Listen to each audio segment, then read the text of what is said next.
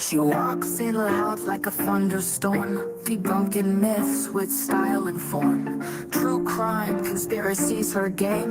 Melissa Jade, remember her name. She's loud, feisty, spilling tea, diving deep into mystery, breaking down your wildest claims. Melissa Jade, she's got no shame. Microphone fierce like a roaring lion, unveiling secrets people been hiding. True crime queen of the digital scene, Melissa's got you hooked on her screen. She's loud, feisty, spilling tea, diving deep into mystery, breaking down your wildest claims. Melissa Jade, she's got no shame. Murders to cover-ups, nothing misses. Melissa's here to share her guesses. She's got theories big and bold, no stone unturned, no case cold. She's loud, feisty, spilling tea, diving deep into mystery, breaking down your wildest claims. Melissa Jade, she's got no shame. Melissa Jade, she's got no shame. Melissa Jade, she's got no shame. From murders to cover-ups, nothing misses. Melissa's here to share her guesses. She's got theories big and bold, no stone unturned, no case cold. She's loud, feisty, spilling tea, diving deep into mystery, breaking down your wildest claims. Melissa Jade, she's got no shame.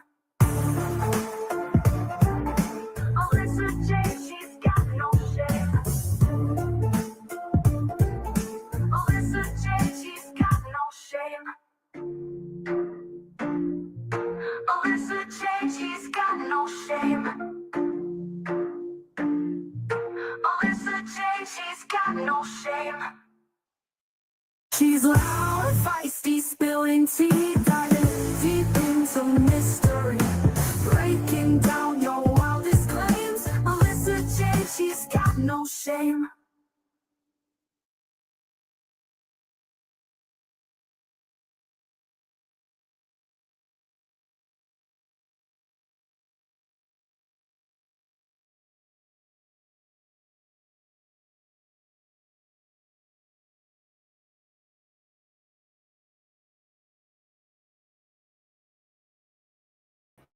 Hello, everybody. Hi, Natasha. Hi, Jessamore. Hey, Jude. DB Bentley. Kathy Four. You did, Tammy. You made it. Hi, Vicky. That's good, though. That's good because we're going through it all, right? So don't worry. Like, I'm telling you, you'll be thanking me and Shay by the time that this trial starts. You're going to be like, thank goodness I've been following, because it's going to blow up and it's going to be everywhere. Like, it's because it already was. And basically, like, it kind of got paused a bit in the true crime community, if that makes sense. So you're not seeing it everywhere, but it's going to be everywhere. And you're not going to want to play catch up when that happens. Hi, Melanie. I finally got a Patreon account, but that's pretty much how far I've gotten. For anybody like who did the caption contest, I've been a bit derailed since yesterday, but for tomorrow, I'm gonna pick the winner and go through those captions. Hi, Betsy. Hi, Jofo. Hi, Paul. Linda. Kathy for Truth Exposed. Listen, Linda. Hippie Chick. Jennifer G. Pew Deb 412. Carolyn Cooper. Sue AGB. Adam, Moonchild, Mallory, Accomplice, Princess Scary, Not That Chicken Nugget, It's Just Jeannie, Kristen, Wendy, Melissa, Marie Joey, hello, Hope, Barbara. Hope, did you change your name back to normal for this live? Hi, Kimmy C, Lacey. Yeah, to say the least. And that's honestly, like, I've made it a mission not to talk on Sebastian or what's happening at all, because like I'm grossed out to my core, you know. Hi, Riley. Hi, R Bubbles. Yay! Proud Grandma too. And Cutie Pie. Hi, Simmy. That's a lot of Y's. I love it. Extra enthusiasm. Hi, Braddy. I'm okay, Barbara. I'm tired. Like my throat feels a little bit better, but stressed. Like stressed. Yeah, Adam. We did the live NACES on members only. So every Monday when I do members only Monday, hi Tess, hi Big Al. Every Monday when I do members only Monday, I usually just keep it controlled to the chat as far as members, but open to the public because not everybody can afford a membership, and I hate that. So it's kind of like a win-win for me. Everybody can view the content, but the chat is limited to just memberships. But I had to make it just members only viewing. And so if you're a member, because I saw a lot of members didn't even realize, like, check the community, like there's a membership tab on my page. Check that because you have access to the stream. It just doesn't send out notifications the same way for some reason, but we did go live last night. Hi, Alexandra George. Alexandra George. Hi, Gidget. Yeah, hi, our leader is a felon. Lucia. DIY Simi, thank you. That's so kind of you. Please make sure you thank Simi. She was so kind. She gifted out 10 memberships. That's very, very generous. Thank you so much, Cindy, and welcome. Yeah, they do, Robin. It's kind of like once. Oh, thank you, Tammy. It's kind of like once they're done, they just move on to the next and they never come back. Like I watched with Quentin Simon's coverage. And I think it affects me more when it's a child, you know, like I feel like most of us feel that way. But I watched so many creators do such disgusting things surrounding that case and claim that they're outraged for Quentin. They used Quentin's name to justify their disgusting behavior. And they said that they would follow through to the end. They did not care. They wanted Leilani arrested immediately. And let me be clear, we all did. But really impacting the everyday investigation. And let me tell you, when Leilani went to court recently, when her trial finally came, do you want to know how many of those creators not even covered it, but even acknowledged it, made a single post? No, because they were on to Sebastian. And it's just really sad. It's really, really sad. And it grosses me out. Yeah, thank you, Shite Show Supervisor. I'm sorry, Eureka's. Yeah, congrats, Insanity Mom. Yeah, thank you so much. Hi, Tasha. Thank you so much to me for those memberships. I'm so happy you guys got them. Me too, Robin. I know, Natasha. Yes, if you were trying to watch videos, I apologize. I said yesterday in my members only live, which I understand not everyone was there. I'm moving around some things. If you're looking for the photos, they're being re-uploaded in pre-record videos. I dropped the first one already earlier. But give me some time. I'm dealing with some crap regarding the Wade Wilson stuff. And so just bear with me. It is heartbreaking, Kathy. Yeah. I get it. Tooth exposed. Okay. So we have an active Amber Alert. So I wanted to pull this up for our missing child. Never mind. That's not the one. That's just my screen. Hey, Shay. Where'd my missing child? I must have exited out by accident. Okay, here we go. Here is a missing child. Ooh. Your audio, Shay. Hello.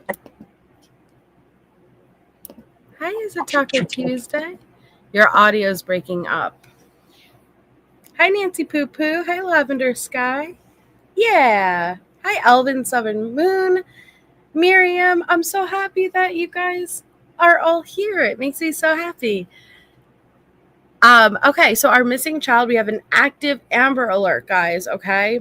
So this is Sophia Franklin, issued for Wisconsin, missing since February 2nd, 2025, so 2 days ago, from Beaver Dam, Wisconsin.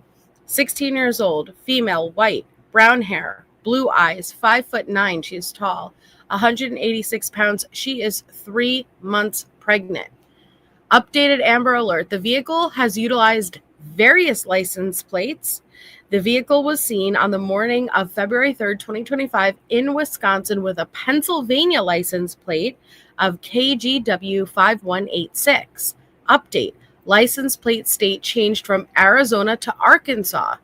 Sophia Franklin was last seen at her residence at 9 p.m. on the 2nd. She is believed to be with Gary F. Day. He was last seen at her residence on the 3rd at 7:48 a.m. There is a no contact order for Gary and Sophia. Sophia is 3 months pregnant. So the vehicle that we're looking out for is a LaCrosse Buick 2014 black. And it's currently with a Arkansas license plate. But again, it keeps switching. This is Gary Day, okay? So if you or anyone you know with information on their whereabouts, please, please, please don't hesitate. Call 911 or the Beaver Dam Police Department at 888-304-3936. This is concerning. I'll be honest, guys, as they all are, but she is pregnant. There's a no contact order. The fact that she wasn't seen since the 2nd at her home, but Gary was seen on the 3rd in the early morning hours, we have cause for concern here. So we need to make sure everyone is vigilant if you are in the surrounding areas, and get this soon-to-be mama and her unborn child home safely, okay? So I pull again. Even though this seems like such an old photo, she's 16. She's 16. Okay? So there's something up here. There's something very wrong up here. I don't know if he is the father of the unborn child. Maybe that is why there's a no contact order. Oh, good, Elvin. I'm sure that they are. But this is very, hey, Noodle. This is, it's not looking good. And so prayers, absolutely. He is the father. Yeah. Pronounced Nasus. Thank you. I apologize that I got it wrong. I always try to look, even though there's ones that are active from that same day, but when there's an active Amber Alert, because there has to be certain qualifications to make it an Amber Alert, I always try to pull them up. And I saw this right at the top, and I'm like, oh, I'm pulling this up. She's been seen in, oh, thank God that, like, a verified sighting, Melanie. Hey, Shay. Hey, sorry about that. Oh, so is it possible that no contact was ordered because she's a minor and that she's willingly? Geez, this is all kinds of concern. I hope that this doesn't end bad. Hi, Shay. What's going on? No, this active Amber Alert. Okay, this girl is 16 years old, Sophia. She is 3 months pregnant. She was last seen at her house on the 2nd. Now, the associated man, which is her boyfriend, an old man, he was last seen at her house early morning hours of the 3rd. And they are moving. I don't know if she's willingly moving with him, but they are moving in a vehicle and the license plates are changing. Like, he keeps switching out the license plate. How old? Let me see. Gary Day. Okay. He is 5'7", 165 pounds. What's his date of birth? How old is he? Anyone know how old he is? He looks older. So she's 16 years old. There's a no contact order between the two of them. Ooh. I really, truly. 40 years old. Gary is known to be the father of the unborn child with Sophia. This is no good. So, is he like a family member or family friend? I don't know. Like, if there's any connection, but he's her boyfriend. 3 months pregnant. I'm assuming the courts, someone went to law enforcement, they put a no contact order on them. But he is breaking that. Now it seems like they're on the run. But when I say that, she's a minor, so she can't consent no matter what. I'm not holding her accountable. She cannot give consent. So, but part of me hopes that she is willingly with him to give more of a chance to get to them versus something even worse, like not willingly with him. Either way, please stay vigilant. Keep your eye out. Be aware of the make and model of this vehicle, but that the license plate is consistently changing. So the Buick LaCrosse 2014 black, also known to use the Pennsylvania license plate KGW 5186 and BBR 20L Arizona, but now it has Arkansas. So I don't even know what the Arkansas one is. That's terrifying. Yeah, it is terrifying. Oh my So let's goodness. get her and her unborn child home safely. Aww. Poor Linda. Okay, so me too, Kate, for Big Little Voices. Well, that's what I know. Like, Lisa, it's hard to find the words all the time. That's why I said a minor can't give consent. But if she is willingly traveling with him versus a different scenario, you see what I'm saying? But it's hard to figure out the words to perfectly put that in to convey and communicate what I'm trying to say. Hi, Michelle Sellers. There could be a dependency. Yeah, who knows? Go ahead.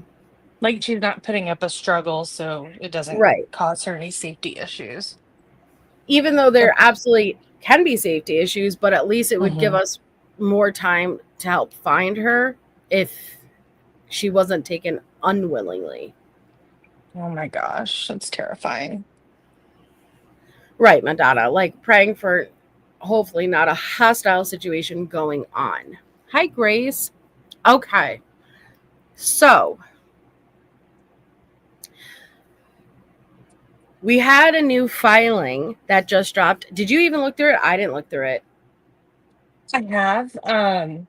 It's a lot to process, like from the aspect of I want to like dive into every little bit of it, like find pieces of what it means. But yeah, it's like a grid of what is gonna be, I guess, funneling up under the Franks hearing. Yeah.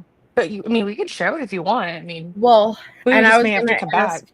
I know. So what the plan was for tonight, because we're going. Hi, Alexandra George. I know, Harlot. Okay, so what we were going through tonight was we were going through the warrants, right? Okay, I read you guys the PCA. We kind of gave you a background of what exactly took place and what they are alleging Bryan did. So if we're kind of going in a chronological order here, we would move now to, the search warrants that were executed after that affidavit was filed. But there was a filing that was dropped regarding the recent court stuff. And I really want to peek at that first. But if you guys think it would mess you up and you're like, hey, just kind of go in order and then at the end of the live go over it, or if you guys are kind of good peeking ahead at what was just dropped, and then we'll go back after. But I kind of just at least want to skim it because I'm kind of freaking out and I really want to see what's in it. And I'll explain, if we do that, I'll explain to you guys again. I don't think it should be too confusing when kind of like at the end of the last live, we discussed what happened at the recent court stuff. It isn't too confusing when you're just going by the facts of the case, because we could just tell you, hey, he was accused of this and this is what their response is. You know what I mean? So I don't think it'll be too hard to follow, and at least just get a peek, and we'll circle back to it later on. Yeah. No DIY. And there's some overlapping stuff that will connect with the warrants we plan on going over anyways. So it's totally up to you. Okay. I kind of want to take a peek at what was just filed. So at the end of last live, episode 1, we talked about a little bit about what came out in this most recent court hearing. And if you guys remember, the defense was trying to get a Franks hearing. You want to explain again what the Franks hearing is while I pull it up? Yeah, sure. So the Franks hearing basically is whenever there's a belief that law enforcement obtained search warrants to seize evidence that was unlawfully, and that could ladder up to many different things, whether it's how the information is presented to the judge. I mean, it's a very critical process, and based on the last hearing, the judge didn't rule on it yet. He seemed like he was trying to stop the prosecution from saying too much to warrant the hearing, but that is kind of where, where we left off in that aspect. So, I mean, yeah, the search warrants matter, and what evidence gets introduced in based on that. Absolutely. So, their response, they're filing for the stipulated exhibits for motions to suppress and motions for Frank's hearing. So this is kind of going to bounce off some of the things that we heard in court. And then when we're done going through this, and again, we will circle back around to this and go deeper, we're going to go through the warrants that were executed on Bryan Kohberger's apartment, his vehicle, and then what he produced as his alibi, because this kind of makes sense to me and Shay of what the next part should be. Hi, New Age Plug. Hi, ATS News. Brandy Boo. It worries us all, DIY. It worries us all, but I feel like it worries us all for different reasons. But I'm ready. So here we have the filing, okay? And we have notice of filing list of stipulated exhibits for motions to suppress and motions for Frank hearing. So this was filed by Bryan's attorneys, okay? 29th day of January. Okay, so we have a list of defendants' exhibits. Let's see. We have email. Hold on, let me kind of jump. Okay. So we're going to see email communications between Detective Payne, FBI agent Balancev, I don't know how to pronounce the name, Balancev, and Leda County Prosecutor's Office. So this is what defense has their exhibits of, okay, guys? So communications between the detective, FBI agent, and prosecutor. Email with additional PC attachment from FBI agent Nicholas Balance to Brett Payne. Email with working draft for search warrant for AT&T from Brett Payne to FBI agent.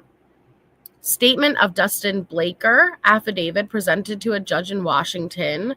Affidavit for search warrant to Google. Affidavit in support of arrest. Motion to compel transcripts. Cast report. Affidavit of Tom Slavinsky. Affidavit of Cy Ray. Officer Noon's transcript and summary. Detective Mowry transcript and summary. Detective Gooch transcript and summary. Emails with vehicle identification expert. Affidavit in support of search warrant. Payne's IM Communications. Bolo. Brett Payne's test runs transcript of grand jury hearing. Sealed transcript of grand jury hearing. Supplemental report by Officer Gunderson. Screen clip from Officer Nunez's body cam video of the dog upon arrival. Oh, the dog. Mm-hmm. Do they? Because okay. remember in the affidavit, it states that they were viewing Officer Nunez's body cam also to determine when they walked in Maddie Mogen's room where that knife sheath was placed as well. So I think there's over 70 federal warrants that are sealed within this case. So this is why this information is just, it's interesting to see it listed out this way. It is. Okay, so we have a return on warrant, the AT&T records, Celebrite report, Department of Justice interim policy, letter from the Leda County prosecuting, you see that? Yeah. Prosecuting, dated June 24th, 2024 to Othram. Transcript from motion to compel, shoe print outside of Dylan Mortenson's room. Mortenson's interview on December 30th. Defendant's fourth and fifth motions to compel discovery, the lab reports, sealed letters between Leda County prosecuting attorney's office and FBI. Sealed letter dated from FBI to Leda County. Okay. Skavoopski. I don't know what that is. Ray cases. Messaging with pain. FBI fibers hair, no connection. FBI fiber hair, no connection. Biology analysis notes. Photos and negative blood. DNA. ISP forensics. Interview with Dylan Mortenson 3 days after the murders. So on the 17th, 4 days after the murders, on the 17th. Interview with Dylan Mortenson on December 1st. FBI SA Hill report regarding video surveillance. Screenshot from Mitch Nunez's body camera on the 13th. Oh, that would have been right as they got their Arrival, yeah. Yep. ISP forensic biology report 33 dated. You want to read them? Sure. Motion to suppress regarding genetic information. We have for Exhibit 1, email between Gamut and Mooney regarding contact for FBI genealogy. So that's within the pleading of defendant's memo in support of motion to suppress genetic info. All of these will be description. Next would be Arizona versus Mitchum opinion from Court of Appeals. Sealed letters between Latah County Prosecuting Attorney's Office and FBI, Department of Justice interim policy. And then there's a state's exhibit that's included. That's Colorado versus Phillips, order denying motion to suppress familial DNA search and fruit thereof. Okay. Next is the motion to suppress regarding the AT&T first warrant. This will be the return of warrant, receipt, and inventory in order. The affidavit for search warrant regarding AT&T first warrant, and then the search warrant regarding AT&T first warrant dated 12/23/2022. No, Samantha, you haven't missed a lot. Basically, there was just a new document that was dropped. Like the motion that was just dropped. We're all filing for motions to suppress and for the Franks hearing. A motion for the Franks hearing, Jesus. And so we're just going over that quickly before we move on to what we plan to go over. Hi, Mom of Tuxedos. Okay. So then we have, let's see, the return of the search warrant, affidavit, receipt, and inventory and order, pen, trap, and trace device, the trap and trace warrant, which was the reply to the state's objection to defendant's motion to suppress and memorandum in support, Exhibit C, AT&T form with warrant. This is all the trap and trace. Affidavits for search warrant and application for an order for a pen register or a trap and trace device. Search warrant and order for a pen register or trap and trace device and non-disclosure order pursuant. Interesting. Okay. Mm-hmm. So Lambsden, this is going to be Brian's home. Yep. Pennsylvania home. Go for it. Okay. Hold on. Got it on my iPad because it's easier for me to read it. Yeah. Okay. So for Lambsden Drive, Albrightsville, Pennsylvania, and statements made, we have a description for search warrant, the entirety for 119 Lambsden that we'll go over today. The arrest warrant and affidavit for arrest warrant. We went over that part 1 last week. Pennsylvania State Police Report, the initial narrative. Pennsylvania State Police Report, General Offense Report. Pennsylvania State Police Report, General Offense Report with PSB Special Emergency Response Team Event Log.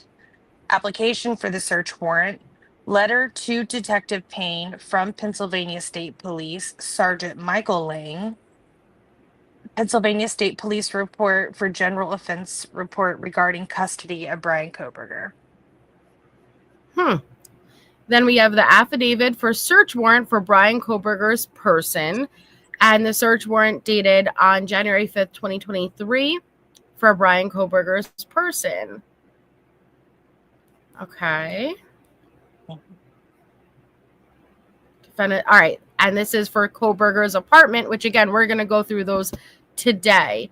Thank you, Lady F&T. You sound so much better tonight. My throat is a bit better.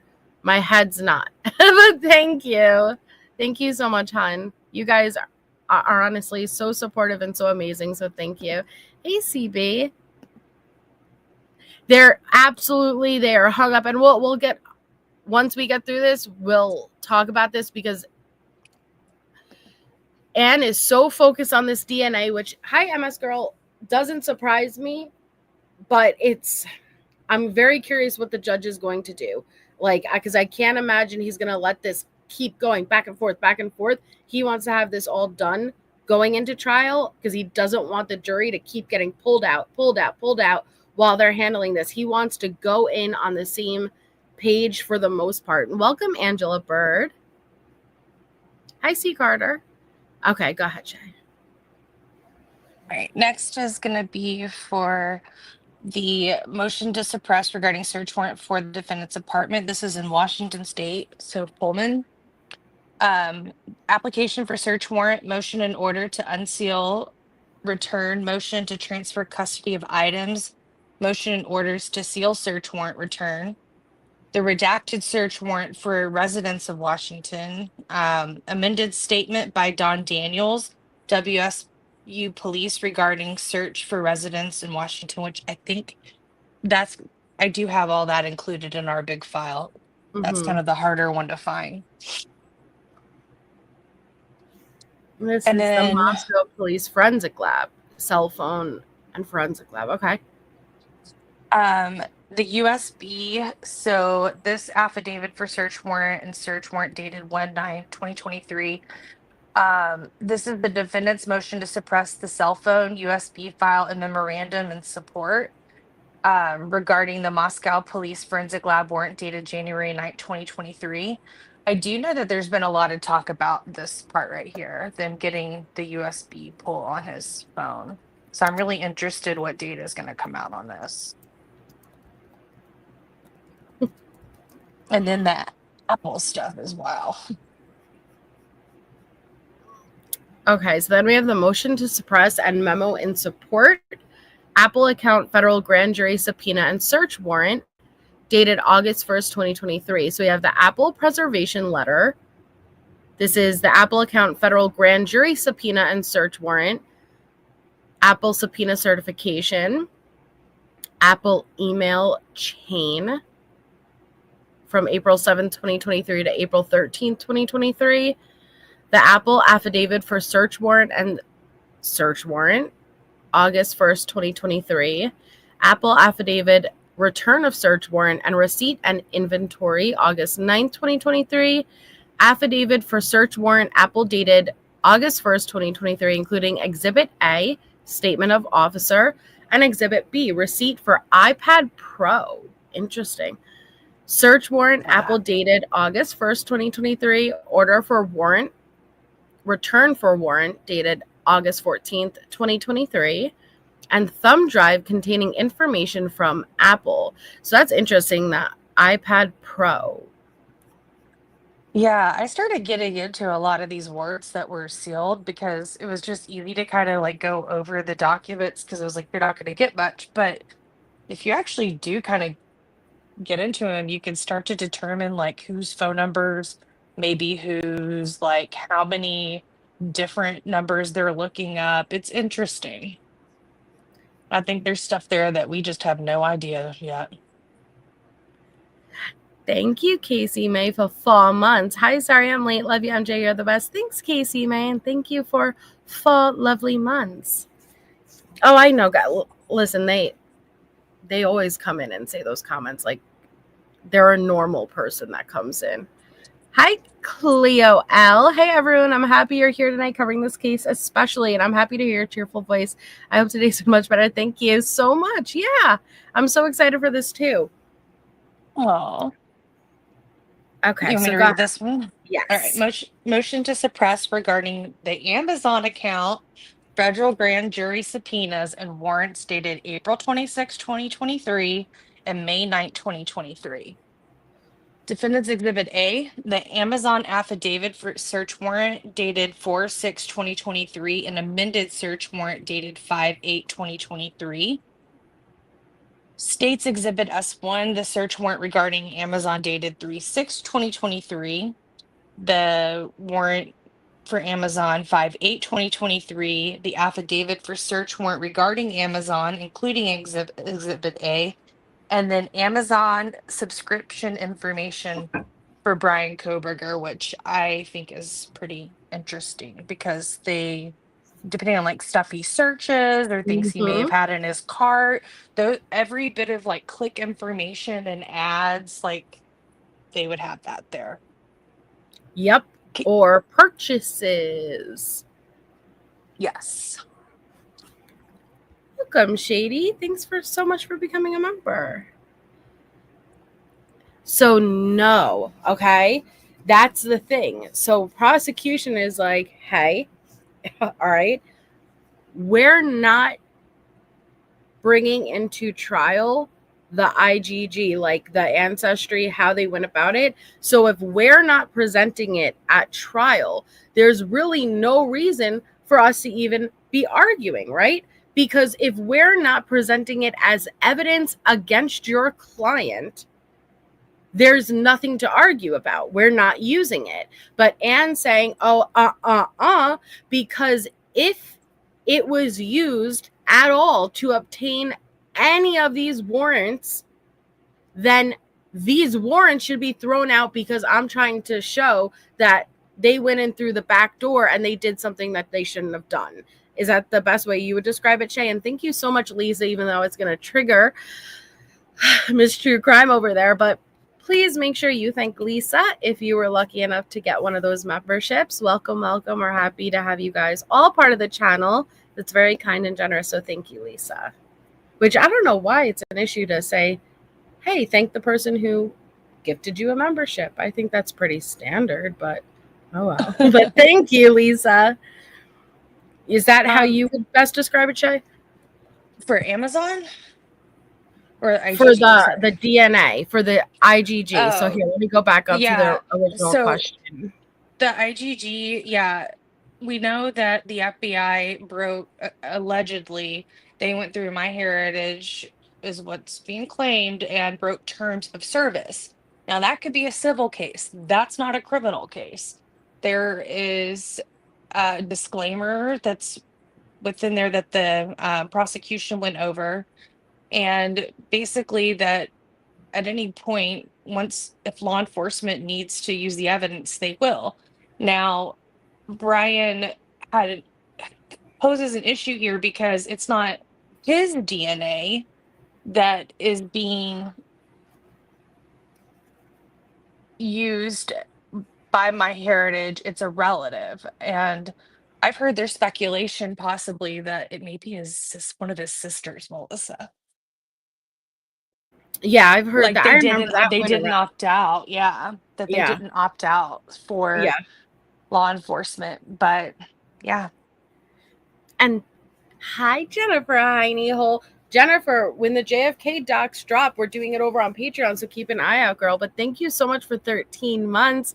Yay, 13 months. Have to go to bed, but showing love. Thank you so much. It's lovely seeing you. Get a good night's sleep. It is so far, Dolly. Hi, Pointer Lover. Yay, J13. I got my first gifted membership today. I thanked them. I wasn't even on Alex. Oh, yeah, you always want to thank. Hey, Leslie. Oh, it's going to be a wild ride. Sorry. I was going to say, it's not just touch DNA. Like, there's one thing, like, in some of the cases that they present, that you have mixed source that is included in touch DNA, and it's passing it, let's transfer DNA, passing it on.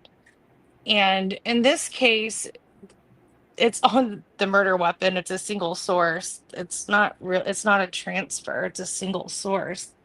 Yeah. So I think that there's more to that. And I think people maybe need to be a little bit more open-minded, like to that aspect. And he had, according to Bryan, he had no connection to the victims. So Yeah. And thank you, Princess Gary, for 9 months. Oh my God, I'm a whole coven baby now. Thank you. Yeah, and so that's the thing. Good night for Gits and Shiggles. So that's the thing. His DNA shouldn't be anywhere in the crime scene. And if you want to start to argue, right? Yeah, Stacy Lynn. If you want to start to argue, well, hey, the type of DNA it was, how small or minimal it was. Let's start with, why would his DNA be on the sheath of the murder weapon underneath a victim's body at the crime scene at all, right? So we kind of know the sheath that the murder weapon was in. So you have to kind of start there. Yes, Truth Exposed. And thank you so much, Tess, for 28 months. Thank you, MJ and Shay Slay, for getting us all ready for trial. Thank you to Always Speaking Facts and debunking the BS in this case, Idaho 4. Thank you. Thank you so much. So this was a big debate back when we covered, and we only have one page left. So after this, let's just finish it and then we'll talk. But this was a big debate when the case was happening in real time.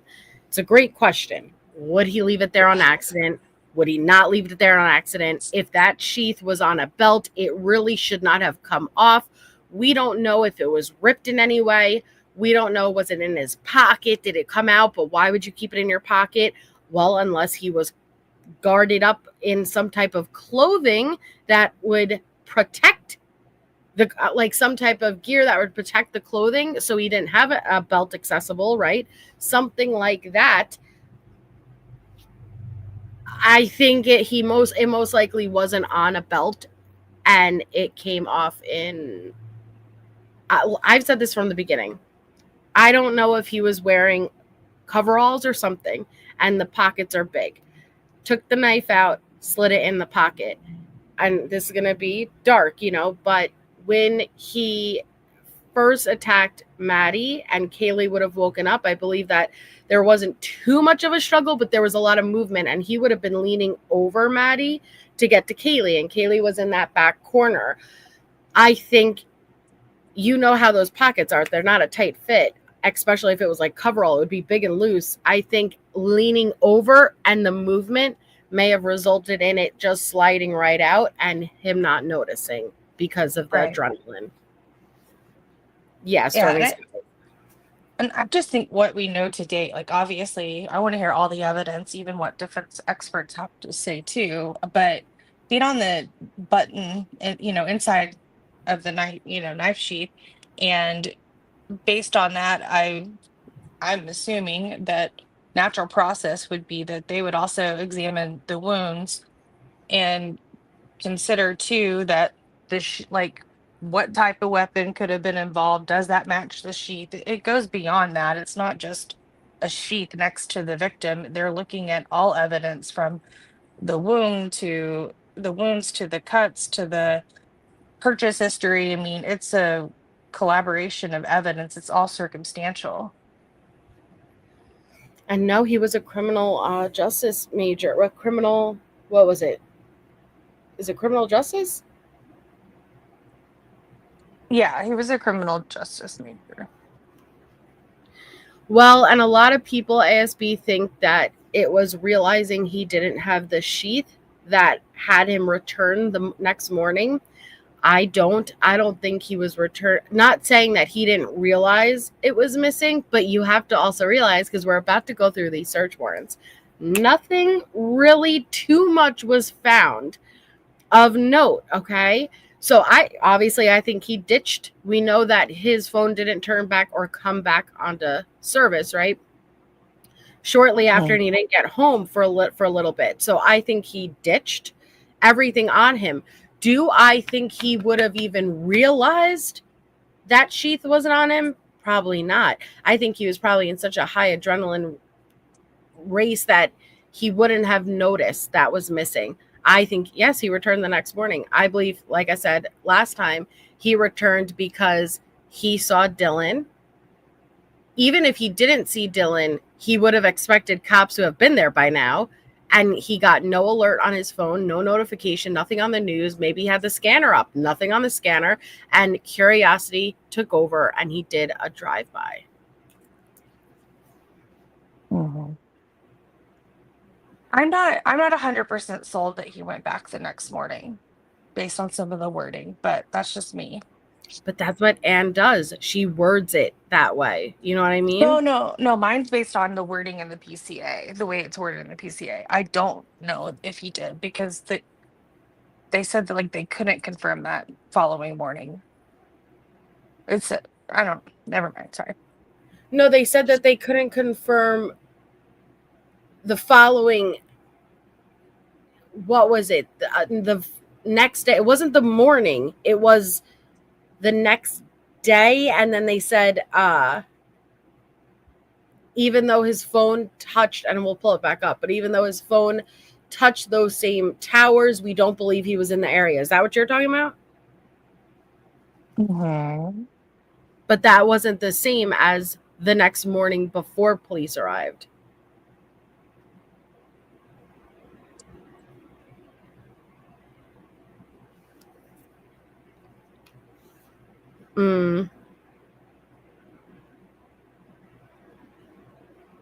Well, we don't know what specifically they have as far as, listen, if there was cameras that did catch him or the vehicle the night before, those same cameras would have caught him in the daytime the next morning.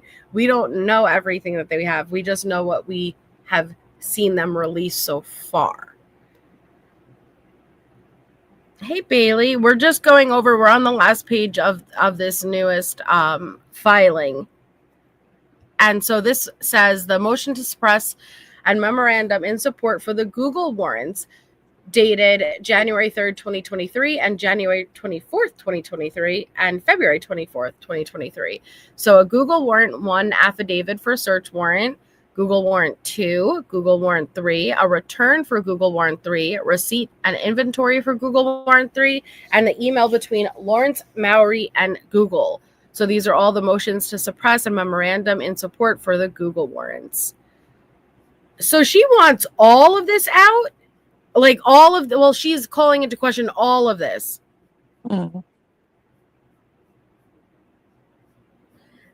That's a lot. Yeah. It's interesting because that's why I was saying I was like, we're kind of at the moment now that everything we've gone over before, you want to like open it back up and reread, like, what could this be? What did this mean? You know? You don't have much, but I'm hoping that this new judge is supposed to be a little bit more, he doesn't want to seal everything. So I'm hoping that they start to unseal things that won't jeopardize the case, you know, at least it won't feel as much as like it's in the dark for some people. And I think that's why this case can be very hyperbolic as well, is because so much is just banked on what we've seen in a PCA. Mm-hmm. And hold on, let me grab this PCA real quick. So we're talking about when he returned, because now I want to look at the wording. No, it's got me like a little like, wait. Okay, so suspect vehicle 1 can be entering the area again at fall. There's those 4s, okay? But we're looking for the next day, right? Okay, so let's see.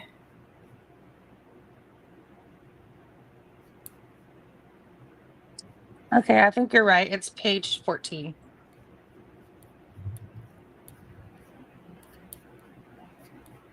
I don't know why I took that off. Okay. Oh, okay. I was looking at page 15 where it says that on November 14th.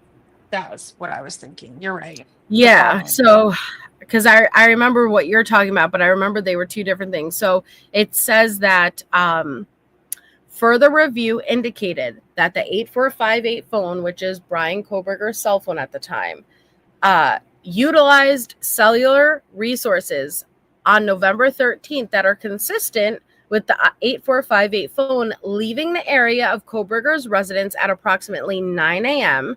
and traveling to Moscow, Idaho. Specifically, the 8458 phone utilized cellular resources that would provide coverage to the King Road residence between 9:12 a.m. and 9:21 a.m., which is also consistent with the amount of time it would take to drive from his apartments to their apartments. So the 8458 phone next utilized cellular resources that are consistent with the 8458 phone traveling back to the area of Kohberger's residence and arriving to the area at 9:32 a.m. So imagine like 30 minutes, within 30 minutes, leaves his apartment, goes to like the King Road house allegedly, and goes back home. I think that was a short drive-by because he could not for the life of him figure out why his phone didn't go off. Given that he was a student too, it would have gone off like we know that it did later on when they deemed that there was a homicide.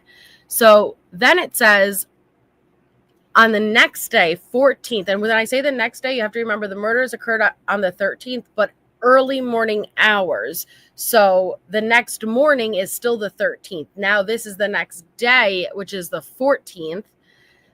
His phone did connect to a cell tower that provides service to Moscow, but they don't believe the phone was actually in Moscow on that date.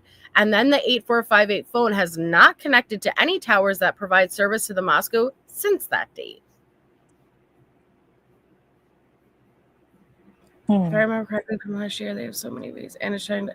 Oh, but that's her job too, right, Nanan? Who took your message down, Leah?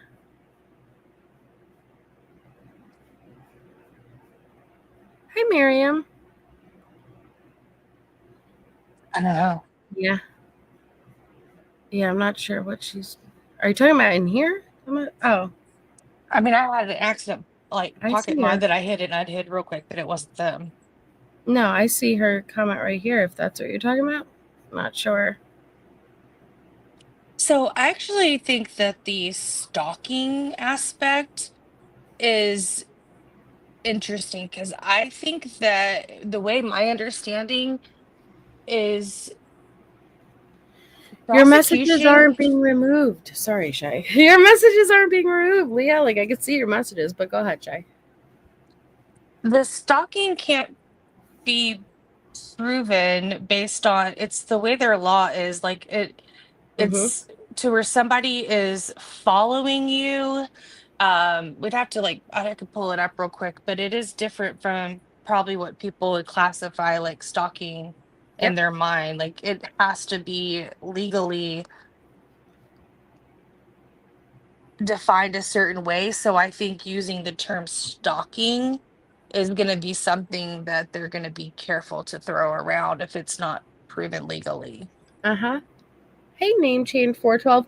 Yeah, but please don't assume that because we really don't delete stuff here. Like it has to be pretty bad. So, but YouTube has certain words where your comments just won't go through. So nobody's removing them. So we didn't hear too much SRA. I mean, we heard a lot back then, but not specifically too much other than he was quiet. He was also a teacher's assistant. And yes, make sure you're on all chat, not top chat. But he was pretty quiet and kept to himself for the most part. But there was, and I'm trying to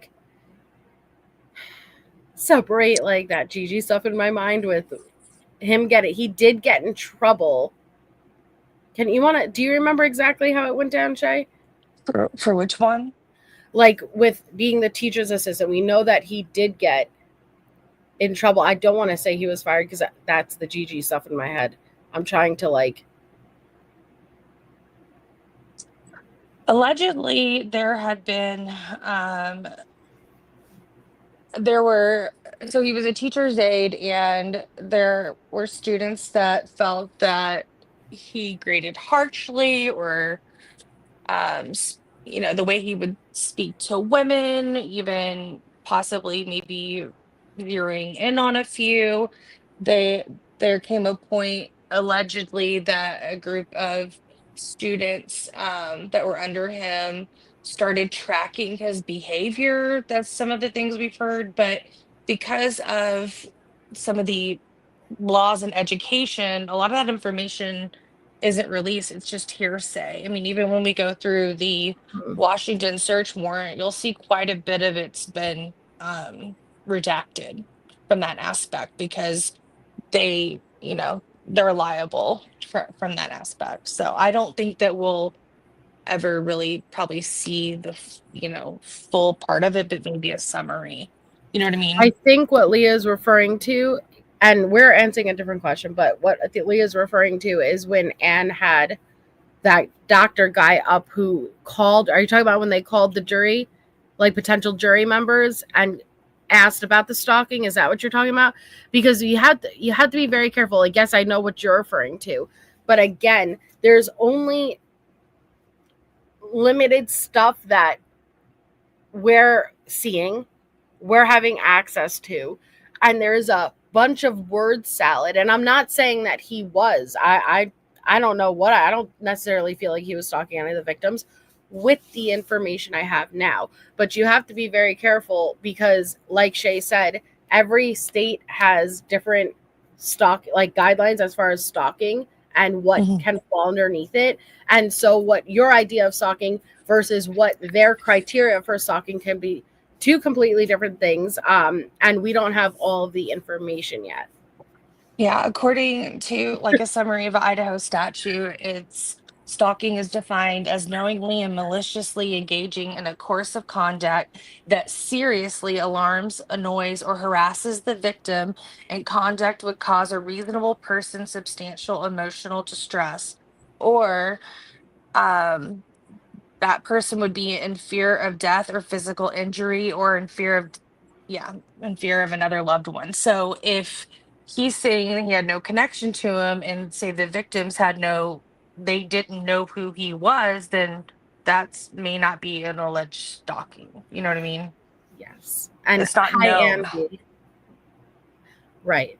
And so I'm aware, Leah, of the angle and the perspective you're coming with. And I don't want to debate too much tonight because I'm trying my best to present this case from the beginning, if that makes sense. And I don't want to confuse people too much. But you can't, you're taking the line of questioning to a witness that was on the stand. And yes, in a sense, I agree. I know what you're talking about. But you also can't make the jump that, hey, there's nothing that they're going to push forward. That's what her job is to create those little holes and question it in a very black and white way.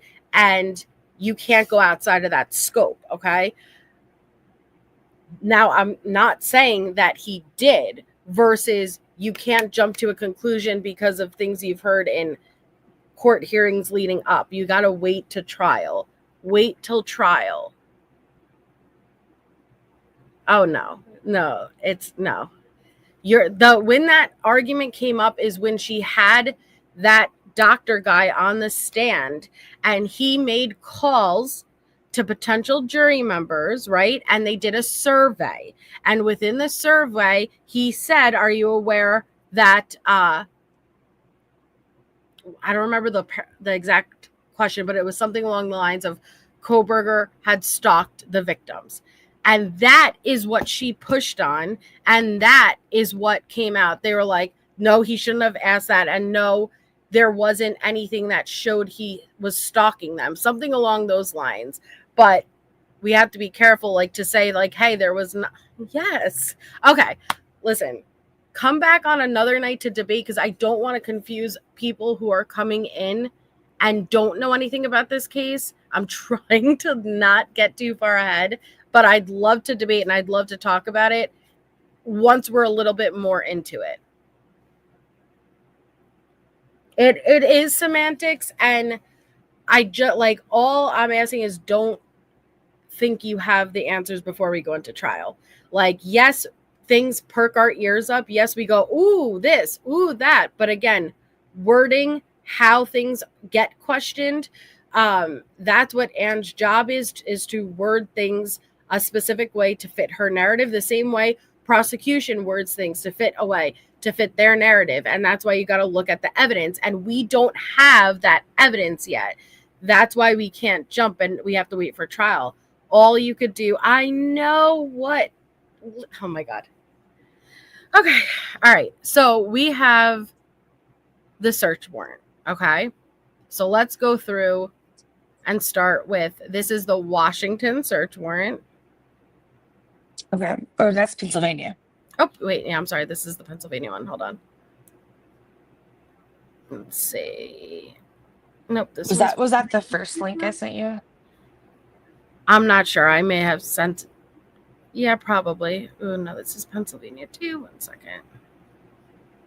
So you want to start with Washington State?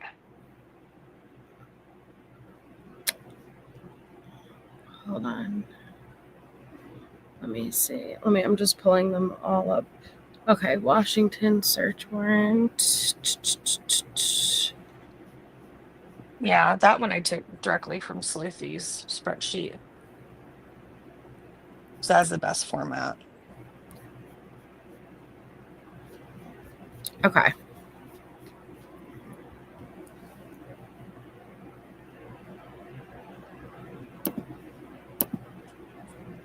Yeah, hey girl, hey.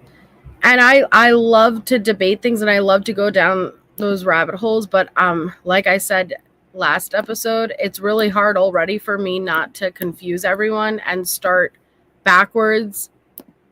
And if I start to debate things that a lot of you guys aren't even familiar with yet, I'm going to end up confusing you guys, and I don't want to do that right now. I kind of want to go black and white. Let's look at what we have. All right, I guess I got to exit out of these tabs because I'm getting confused now. Pennsylvania.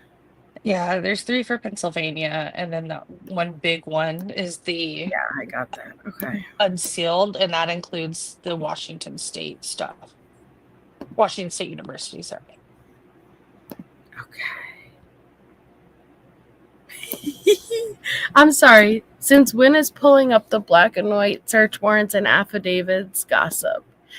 I'm sorry, respectfully, Leah, that's a problem with people like you then.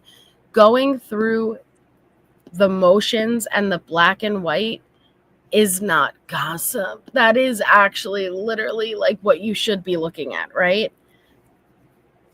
Right? Like, hey, let's go through the search warrants. Let's go through what they found. Let's go through what they didn't find. That is what you should be looking at, and that is not gossip. You're coming over here and saying, well, hey, this is words that she said, not evidence, right? Okay, so you want me to go with words instead of the black and white, the actual motions, the actual evidence? Okay, that's a you problem, not a me problem. I think it's their first time here. Of course it is. Of course it is. Okay. And I just sent you a text to show you something. Okay. Maybe that'll explain it. But I do think it's interesting of what they have Okay. in here in the exhibits that they're trying to unwind, because this starts with the IGG is the way Anne looks at it. So yep, she wants to unravel it all. Okay. So let's start here. We have a non-dissemination order, right? This is the Washington search warrant. Okay. This is just standard. And right here, let's see, it says have entered finding of fact and conclusions of law. This is dated March 1st, 2023. And it went from sealed. Sorry, what? I said we're probably gonna have to scroll a little bit on this one. Yeah. It's so big.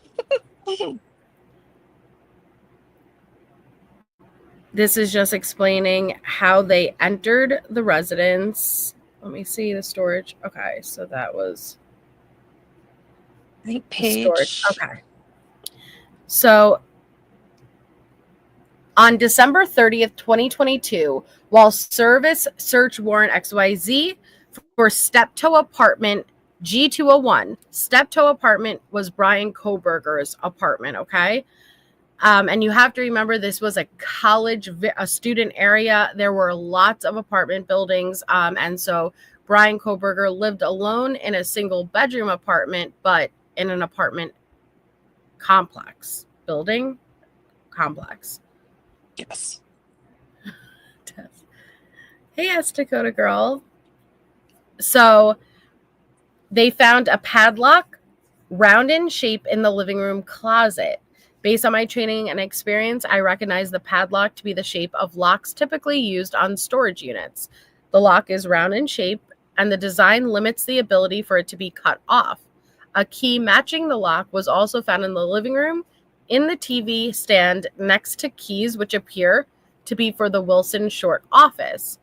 I had OFC Kirshner contact the apartment coordinator, who confirmed that there are storage closets available to residents located in the same buildings as the laundry areas. So the sergeant went to the area and confirmed that there was a storage closet with the address, the G201, written in black marker on the wood door. And the storage door is not locked, and the door is slightly ajar, which is interesting given that Bryan was in Pennsylvania, right? Yeah. Yes. Bryan was in Pennsylvania at the time that he was arrested at his parents' house. So the sergeant went to the area and the storage closet is located in building F of the Steptoe Apartments. The storage door is not locked and the door is slightly ajar. I believe the storage was likely used by Kohberger to store items and was likely accessed between the time of the murders and his travel to Pennsylvania. It is also believed the storage closet could contain trace evidence listed in number 1 and number 5 of evidence to be seized. So do you believe that there is probable cause to search the unit and authorize? Yes. Right. So here we have evidence collection log. You want to start to read it? Sure. So the first one is going to be one nitrite type black glove. It was found in the closet on the north wall of the entryway west side. Now, just so everybody knows, as we go through this on the right column, everything was collected by them, but they did not test these themselves. So Yeah. I think a lot of people always wondered that. One Walmart receipt with one Dickies tag. Which Those are we the always speculated, is that the coveralls? What is that? I was thinking coveralls too, yeah. Mm-hmm. Closet on north wall of entryway, west side. There was two Marshall's receipts. It was located in the closet, as well as a dust container from the Bissell Power Force vacuum. It's possible hair strands, 8. So they originally had 2 and they added 8. Mm-hmm. Head of Libman broom, closet north wall of the entryway. That's interesting. They got those off the broom. Yeah, they got the hairs off the broom. And again, he lived alone. Mm-hmm. And then there's a Fire TV stick with cord and plug. It was plugged into the back of a Samsung TV in the living room. There is a possible animal hair strand under the computer pad on the desk in the northeast bedroom. Now that's interesting, guys, because he did not have an animal, but remember Murphy, the dog, okay? Right. Oh, I hope you feel better, CB.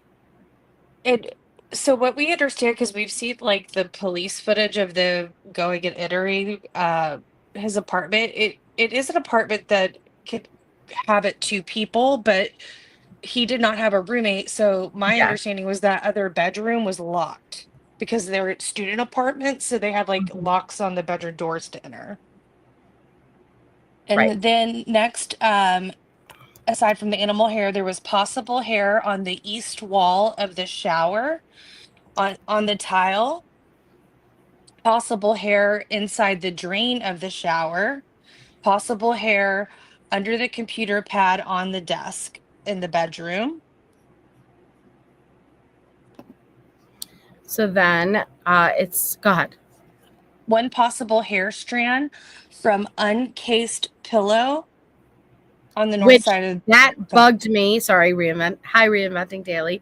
Who only psychopaths will have an uncased pillow? Who has uncased pillows? That bothered me the moment I saw that. Right. Yeah. And then a computer tower from the northeast bedroom desk. Hi, Debly. And yes, please, all questions are welcome. That's why we're doing this, is to ask questions, get familiar. No questions are silly. We're reviewing this for ourselves too, as a refresher course. And please don't hesitate to ask. So then we have presumptive chemical test for blood. Okay. There's a white towel from the shelf of the kitchen table, diluted red-brown irregular stain. We had a dark red spot, small flaked off surface upon touch of the west sink kitchen countertop.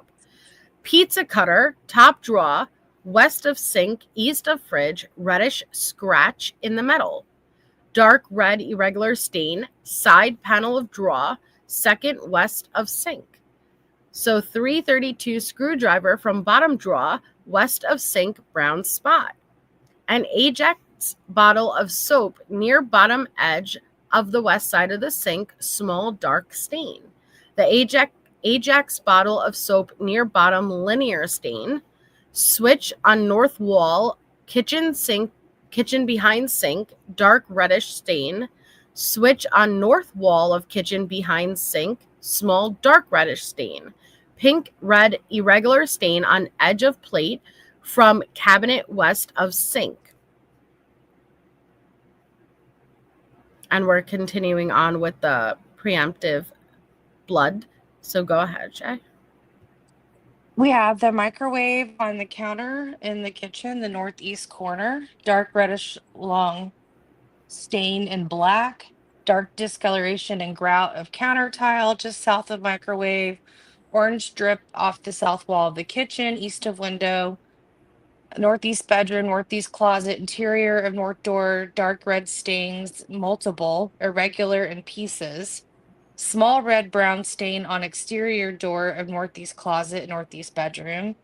Edge of south door of northeast closet in northeast bedroom, very small red brown stain. Interior of south closet door, north door, faint stains, swipe marks, northeast room. Two small reddish brown irregular stains inside of the south closet. Irregular reddish brown stain inside the south closet of the northeast room, north side of vertical wall, and a white towel on a black or brown stool, dark brown stain and towel fibers. Sorry, this is the second time I've noticed SRA. YouTube will not allow me to just type like thanks S space RA. Every time it says YouTube rejected my comment, like associating it with spam or something inappropriate. So if you see like comments like this, like thanks Ra, even though the one wasn't intentional, I meant to do an exclamation point, but it's because it won't let me type your name as it's written, just so you know. Your Honor, no pillowcase. I rest my case. Oh no, I didn't mean like that. I just said I found, like that's crazy to me. It's crazy to me. For sure. I read all those because I had it up on my iPad. Oh, okay. Sorry. No, you're fine. I just went for it. Yeah. So, and again, these aren't, because sorry, if these are preemptive blood tests. No, you're fine, Laura. So all of these stains, don't associate it with blood. They're taken into evidence as possibly blood, okay? So we have a gray smear interior of the south door of south closet of northeast bedroom. We have, and I'm sorry, because I said one bedroom. It is two bedroom, but he utilized one bedroom. Then we have... you just said that he lived alone. You never said it was one bedroom. No, I believe I may have said one bedroom, but it's okay. Two bedroom. He utilized one bedroom, lived alone. Okay, sorry. No, I'm sorry. So we got an item on the laundry basket underside, an orange smear in the northeast room, a light brown streak outside of Hold the on. corner. I've seen several things about orange. What's up with like what's orange that would smear? I'm sorry, I've been trying to figure this out. I don't know. Hey, Remy, but to be fair, and I remember saying this back then, yeah, this is his apartment, Betsy. If someone went around your apartment or home, like I'm sure that there is even like little smears that would come up positive for blood, whether you got a cut, that things that you don't even necessarily see with your eye unless you're truly going in and looking. Mm-hmm. But as far as orange, I'm not sure. I'm not Interesting. sure. Yeah. I know I would have an orange stain on my wall today because I knocked over my melt warmer and it shattered and orange wax went everywhere. Okay. Then, okay. So, light brown streak outside the corner of the laundry room basket. Exterior door of the northeast bedroom. We have a small red round stain. Irregular red stain on the exterior door of northeast bedroom. On the bedroom door knob, we have the west side of the door jamb, small brown stain. A small red-brown stain on the exterior bathroom door. Interior of bathroom door, we have a small dark red-brown irregular stain. Interior of the bathroom, we have a little red and brown stain, and then a light reddish-brown stain on the outside edge of a medicine cabinet, which again wouldn't be such a crazy spot for it even to become positive for blood, but not necessarily the victim's blood versus normal blood you would find in your house. Mm-hmm. Absolutely. Absolutely, asked Dakota.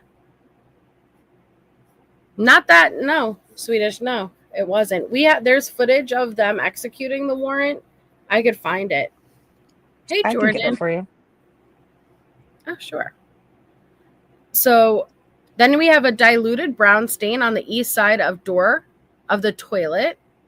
A small reddish brown stain on the left edge of the medicine cabinet mirror. Small brown stain right inside the edge of the medicine cabinet.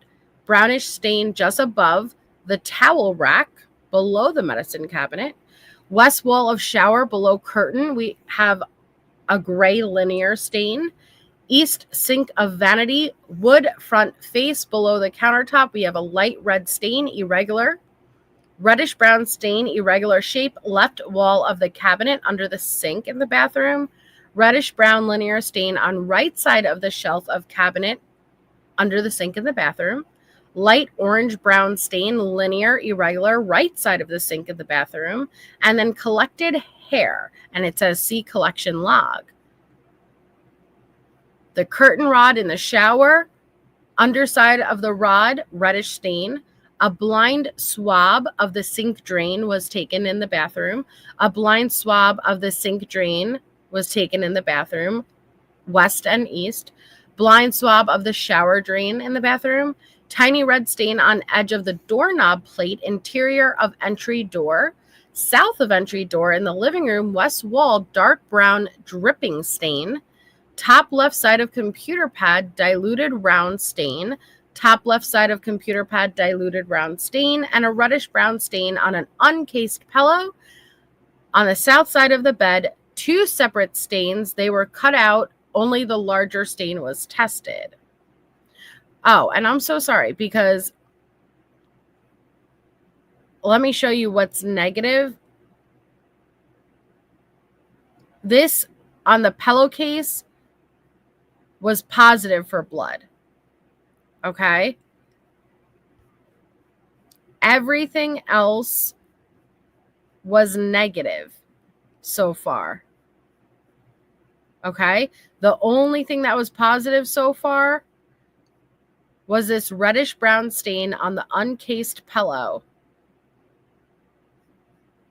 Which is that why it's uncased. Then we also have a positive for a mattress cover on the bed in the northeast room on edge facing doorway. There was a brown irregular stain that was positive, presumptive positive for blood. Multiple stains present on the cover collected after one positive result. Other stains not tested. So the cover unzips into 2 pieces, a top piece and a bottom piece. They were collected and packaged separately, both marked item C. Then we had the underside of the rug under the coffee table in the living room, brownish stain near tag, and then a linear brownish red stain on the carpet in the living room, and those were negative. So this is going to go through again, kind of like what, it's the same thing. It has the 1 nitrate black glove, Walmart receipt with Dickies tag, Marshall's receipt, dust container from Bristle Power Vacuum, possible hair strands, Fire TV stick, and it has the information to the officers, possible hair strands, possible hair inside shower, bathroom, computer pad, possible hair from uncased pillow, computer tower from desk, collection of dark red spot, small flaked off surface upon touch.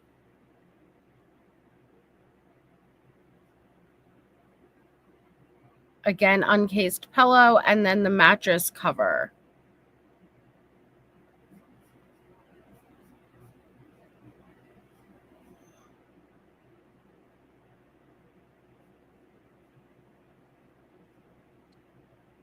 Did you already get to the shower curtain?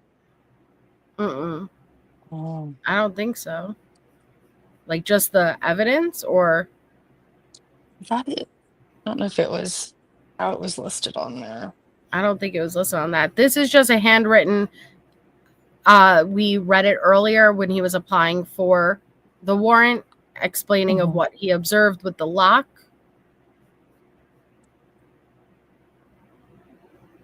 Did you find it, Shay? Yeah, I think it's hold on. I remember it was only like 8 minutes, right? Oh yes, I found that. Okay, so this is my question. Like, has been why? Like, if Brian's dad was visiting, right? And he Mhm. had gone to like stay the night and they were gonna drive home. I know we'll get to this. Like, do you ever ask his son, like, where's your damn shower curtain? His shower curtain was missing, guys.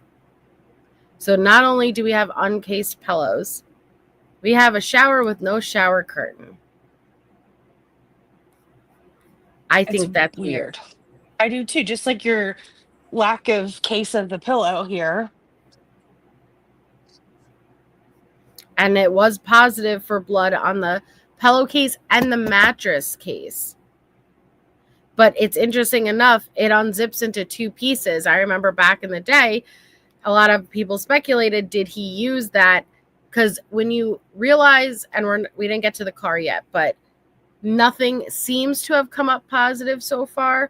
Did he cover his car interior with some type of plastic to prevent any transfer of blood or DNA?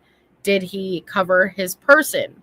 No, he didn't move, but he was staying with his family in Pennsylvania at the time over break.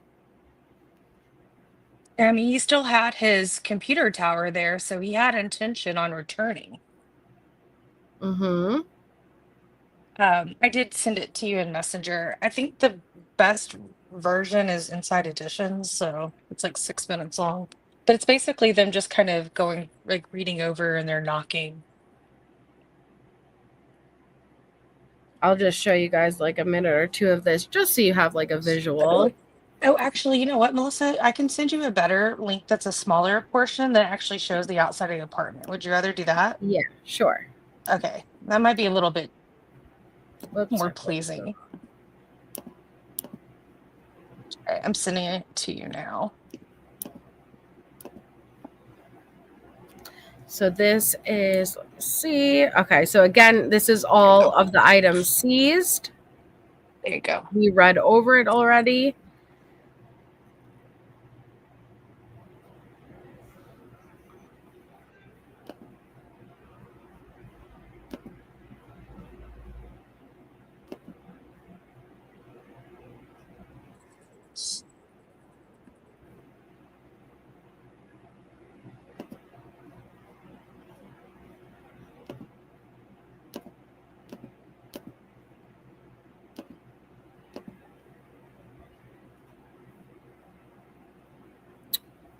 Hold on. I forgot I'm on this browser. I'm going to have to share the whole screen.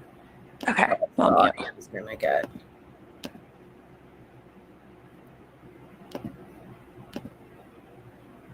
Where'd it go? I'm on the wrong screen. Here it is.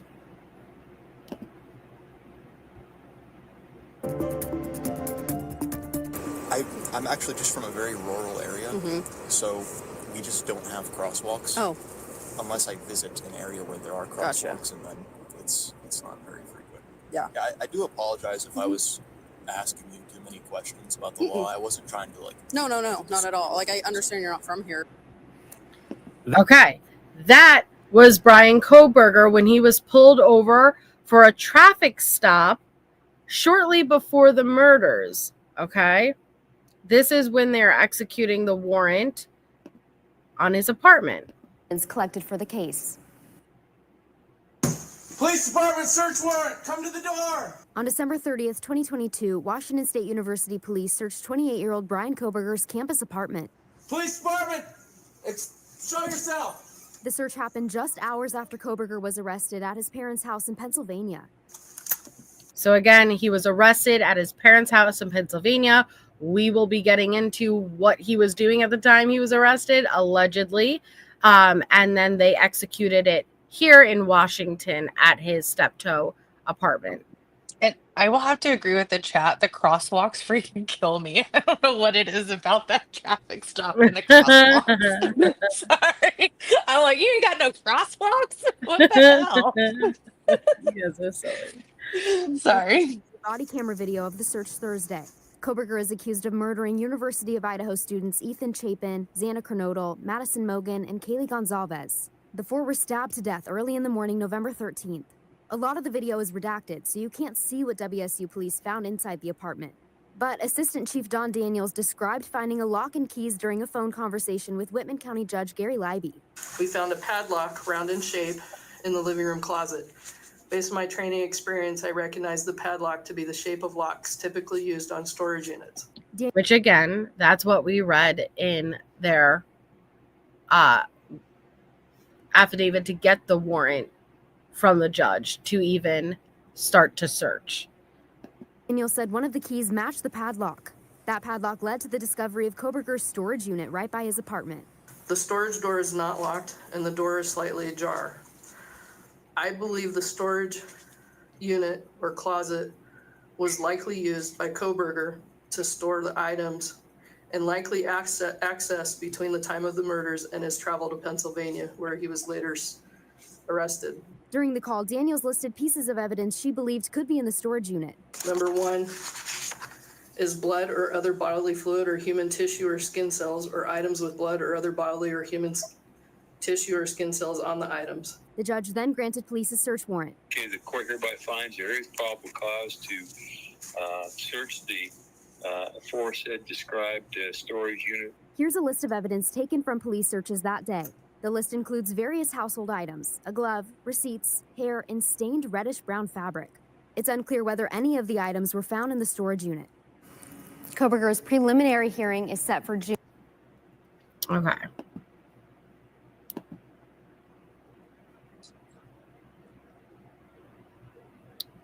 So then I'm going to switch back.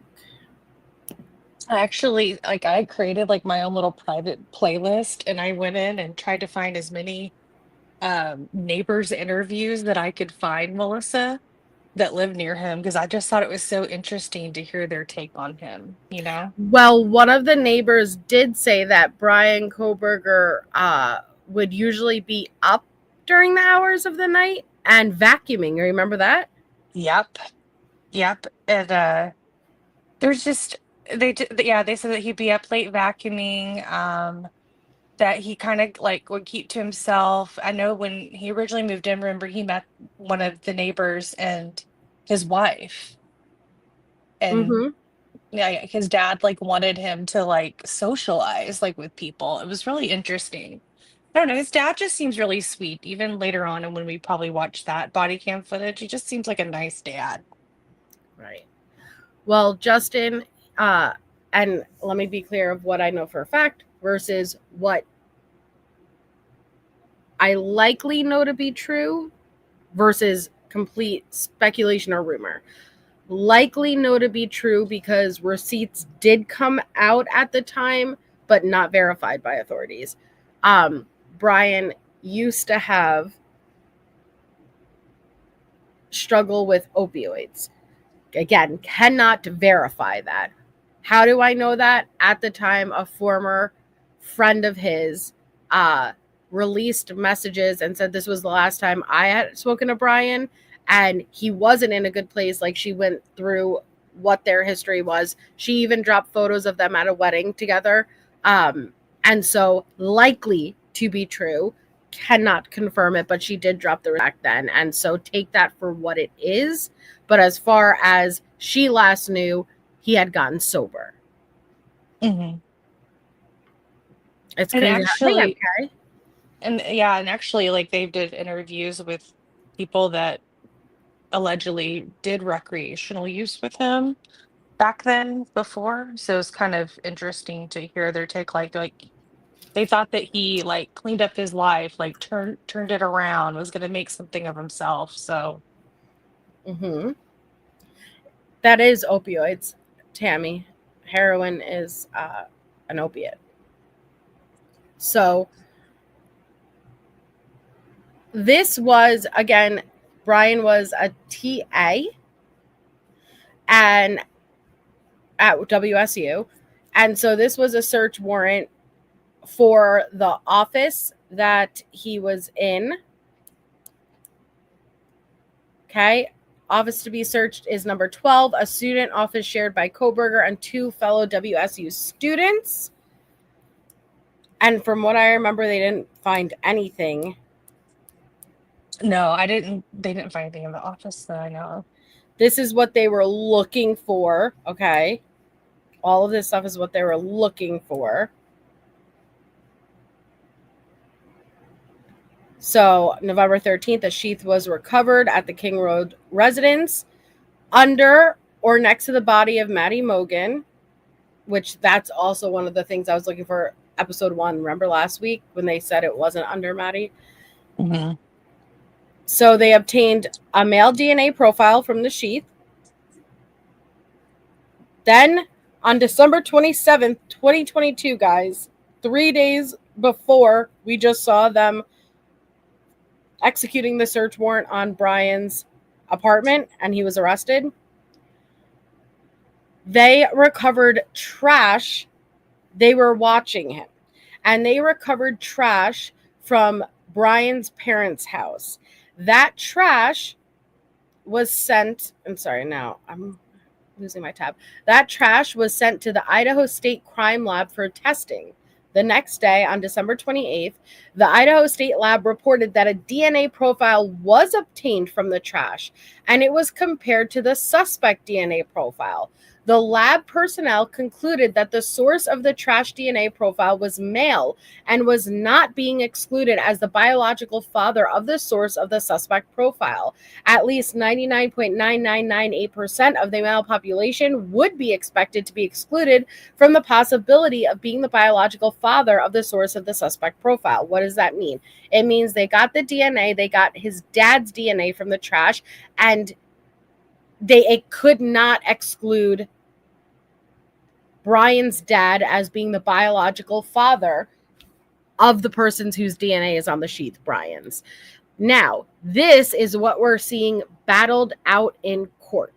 Because, yes, they also went, the FBI went, as Anne says, through the back door to find an IgG match, right? The DNA through genetic genealogy testing. Right. Prosecution says we're not using that. And we're also, don't hold us accountable for, even if FBI went about it the back door, did something wrong, we're not submitting this into evidence against Bryan Kohberger. We got his match here. But Anne's big thing is, but how did you get here? How did you know to even look at Bryan Kohberger without that IgG? And I see her argument being made. I do see that argument.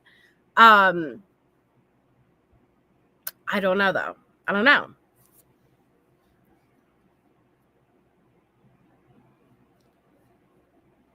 So they got their warrant and they executed it on that office. Again, what they're looking for.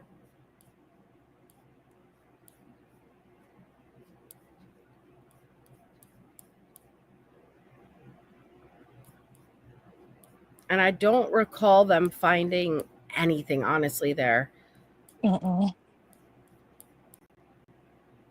Here's the warrant. And the only difference is the statements, which are like Exhibit A's that were included with the affidavit submitted to Washington State versus Pennsylvania, is Washington State's included Blakers, and then Payne's was used on Pennsylvania and Idaho. That's always been weird to me. Yes. And guys, I'm flying through, but I'm flying through repetition and what they're looking for, not what they found.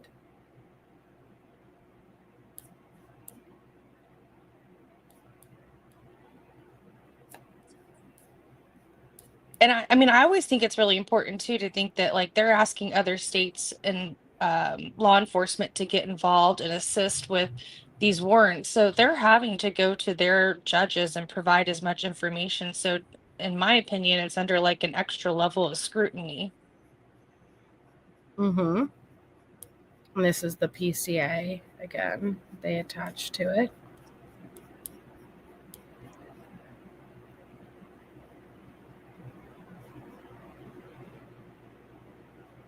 So it's making the argument that why they need to collect any digital data that can lead the type of evidence they're looking for, what they want to get within their warrant, what they're requesting. They're looking for any digital devices to seize for the crimes for the date range August 21st, 2022 to November 14th, 2022.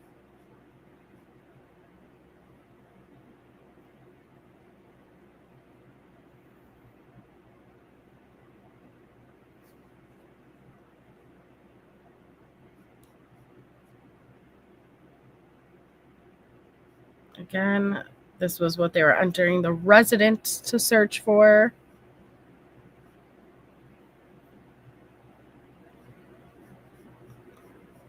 There's so much repetition, Jay. I know.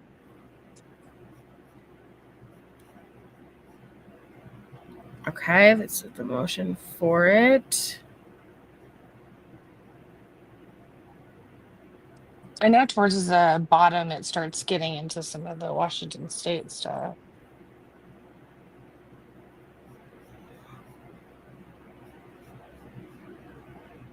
It is very repetitious.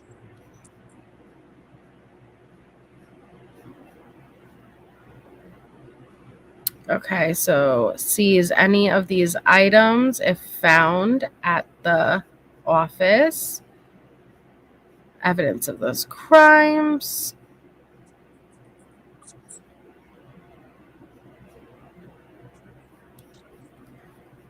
Holy moly. Right? They, That sounds like it's a big again, one. holy, no, but they just keep attaching the PSA, which I understand with every officer, because multiple, officers have to have their declaration, and so they attach it with each one of them. But I just wanted to find.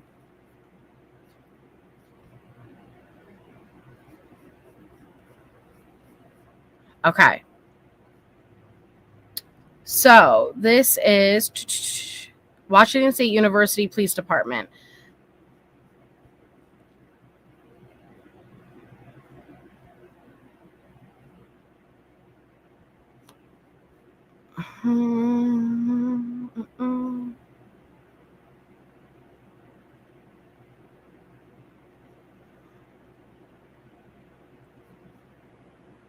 Shit is so repetitive.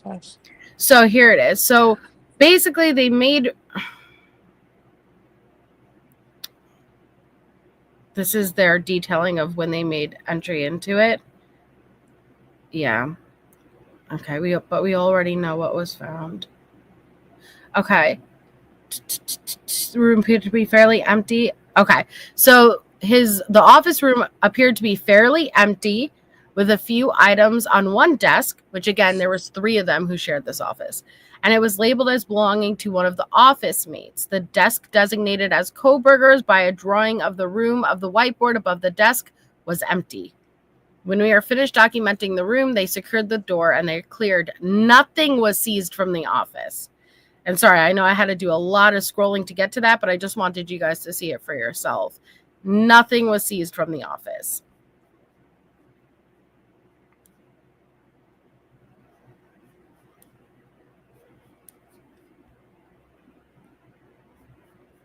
Okay, so now I'm going to pull up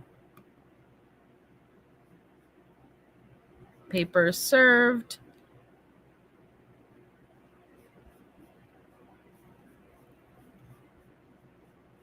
Okay. Next. And thank you all so much for being here.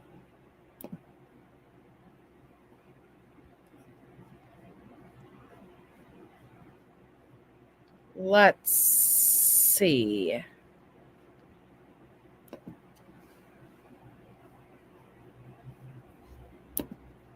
This is the Pennsylvania warrant. There is something though I did notice in one of the bottom pages of it was Officer Daniel's statement. She stated it was a supplemental one. So this is like it was like January 10th, Melissa. Mm-hmm. So she went in with the defense attorney and she said that she explained where she took certain samples from, provided copies of the search to them. And then she says members of the defense team took photographs of the apartment and removed a receipt from a cupboard in the bathroom. I believe they may have taken other paperwork items from the living room. I just remained outside. It's kind of interesting. It is, yeah. Hi to Dog Mom. So this is the Pennsylvania search warrant. Now you have to remember, not only was his parents' house searched, but that's where the vehicle was. So the vehicle is the vehicle that he would have drove in right after the murders. This is the biggest, I don't want to say issue.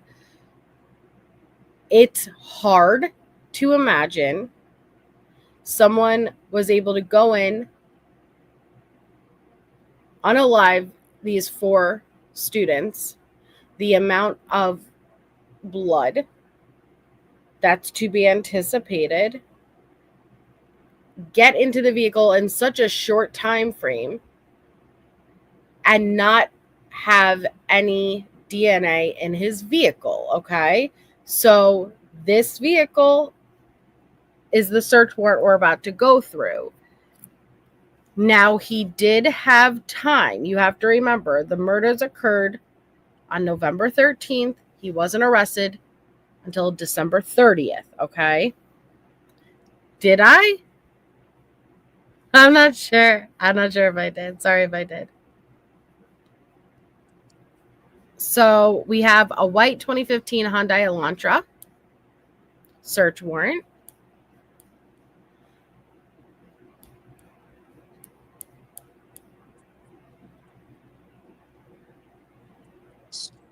It was left at the residence, which was his parents' house. It was actually inside their garage. Mm-hmm. So so you have to pay attention. Sorry if I said drove in. Sorry. Or did I say drove in? No. Yeah, that's what I said. That's the car he would have drove in. But I probably said it so fast, it sounded like drove in. Drove in. That's the car he would have drove in.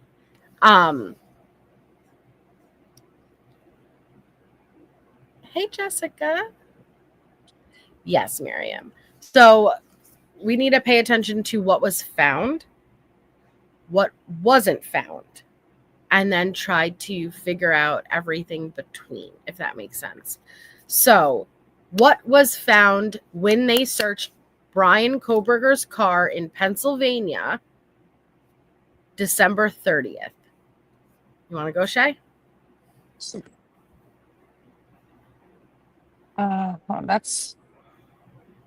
is Lambston? Mm-hmm. This is the Lambston one, not the car. Oh, okay. Then the house. I'm sorry. We'll start with the house.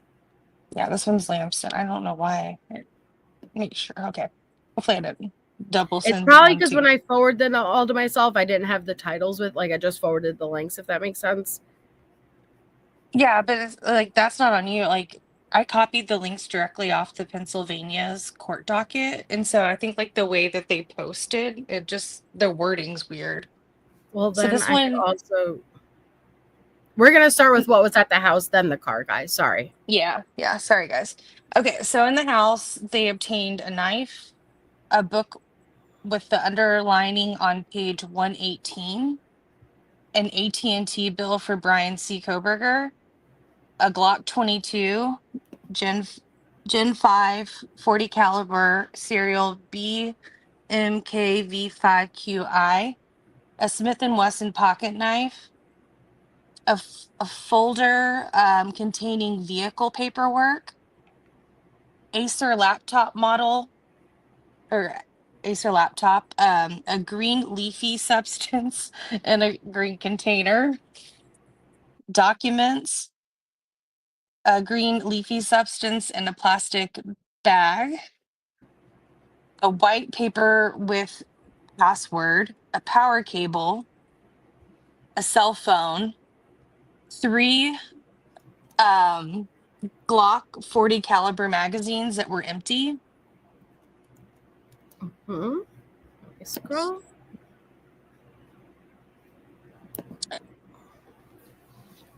books, a black face mask, prescription, black gloves, 1 black hat and 1 black mask. Okay. Which again, it was not his house. It was his parents' house. But let us pause real quick because I thought we were doing the car. And let me tell you what Bryan Kohberger was allegedly doing at the time, because they swatted. They went in. You want to explain it, Shay? They went in the middle of the night and whoosh. Okay.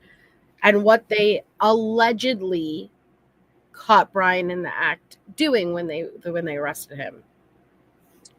Allegedly, he was in the kitchen sorting trash and like separating it in bags, and he was wearing kitchen gloves. So they they couldn't find Bryan's DNA in the trash bag in the trash they originally obtained when they were doing the IgG. So their assumption was he was taking his trash out of his family's trash bin and putting it in separate bags when he was allegedly throwing it in the neighbor's trash. Right. But yeah, he was up in the middle of the night. It was like 2 a.m. or something. Middle of the night, and in kitchen gloves. And like I've always wondered what kind of gloves, but they specifically say kitchen gloves in the hearing. So in the middle of the night, they had a no-knock warrant. They went right in, and he allegedly was wearing kitchen gloves, and he was sorting his trash and separating it into plastic bags, like Ziploc baggies, and then allegedly discarding of them in his neighbor's trash. Now that is very, very interesting if true. Okay. Interesting if true. Now, when I say if true, that is what was being reported to us, but I'm just very careful, and people are very exact when it comes to this case. You'll see. Okay. That's what I'm trying to say. It's going to get intense, guys, as we get to trial, because people were crazy during this case. It was just crazy. That is very interesting. Now there are people who were like, there's nothing wrong with that. You don't know what he was doing. No, we don't. We don't. But if he indeed was wearing gloves at 2 a.m. and just separating his, that's a bit weird, okay? It's a bit weird, right? It's pretty damning if it's true. Now, not literal evidence, right? But hey, that's behavior that's unusual. And so black gloves they found, black hat, black mask, okay. But the rest of the stuff, again, this wasn't his house, it was his parents'. And so I'm not focusing too much on the knife, the gun, unless it has direct correlation to the crimes. Mm-hmm. And I did send like a link. It's like a 10-minute interview that like a news reporter did with his Pennsylvania lawyer at the time. Mm-hmm. And maybe we can listen to it later if we have time, because it's really interesting, because he kind of describes like what all happened and what was said. It's just odd because that lawyer talked quite a bit about things Bryan said. I was just shocked. Yeah. So what else they found at the house was personal identifying documents, New Balance shoes. Now remember that latent shoe print. Don't forget about that latent shoe print found outside of Dylan Mortenson's bedroom door, which is one of the things we read and submitting for the Franks hearing, okay? So basically trying to get it thrown out. But New Balance, it appeared to be the design of a Vans shoe, but they didn't find any Vans at his apartment that we know about. New Balance shoes, dark colored jackets. Dark jackets, it seems like, again. Dark colored.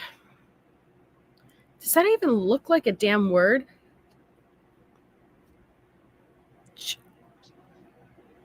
Start. Wait. Read this one. Like, I think it says jackets again. Yeah. Dark color shirts. Okay. Dark colored pants. Clear plastic glove.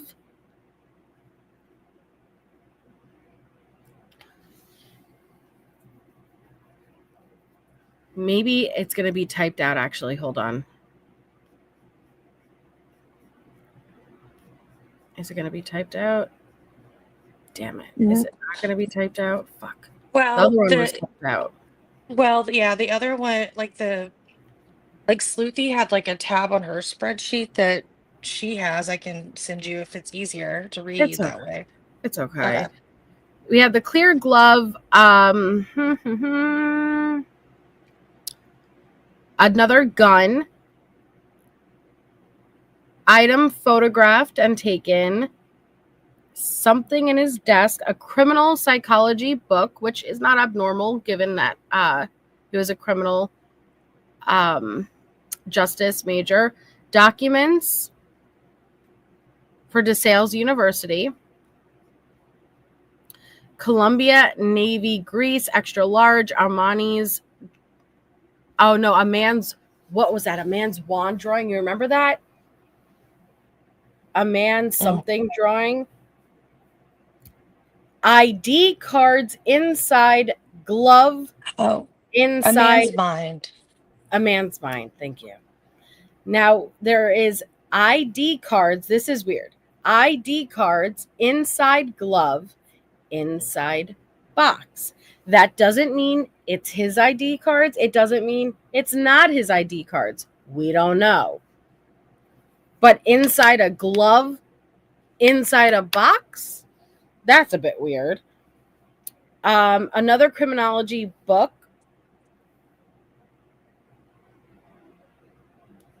Dark colored hat, black glove. Samsung solid state drive, black box Samsung 500 gigabyte box with Intel, 2 pair of black gloves, 1 black knit hat, dark green short sleeve shirt, other clothes, 1 bulk glove, a motherboard, Washington State University paperwork, a note from Bryan from Montana, Craftsman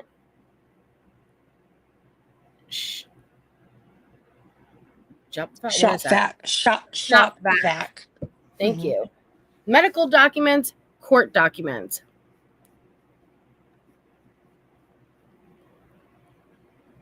You want to read that one? Note to dad from Bryan. Maroon colored spiral notebook, dark colored clothes, an HP all-in-one computer, a Lenovo laptop, something tangent. I don't know. It's a model medallion. Yeah. Dark clothes and laundry basket, tailor cutlery knife in leather sheath, swab S1, S2, S3, S4.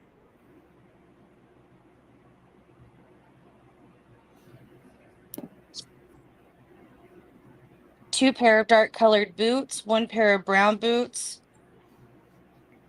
Nothing follows. Okay. All right.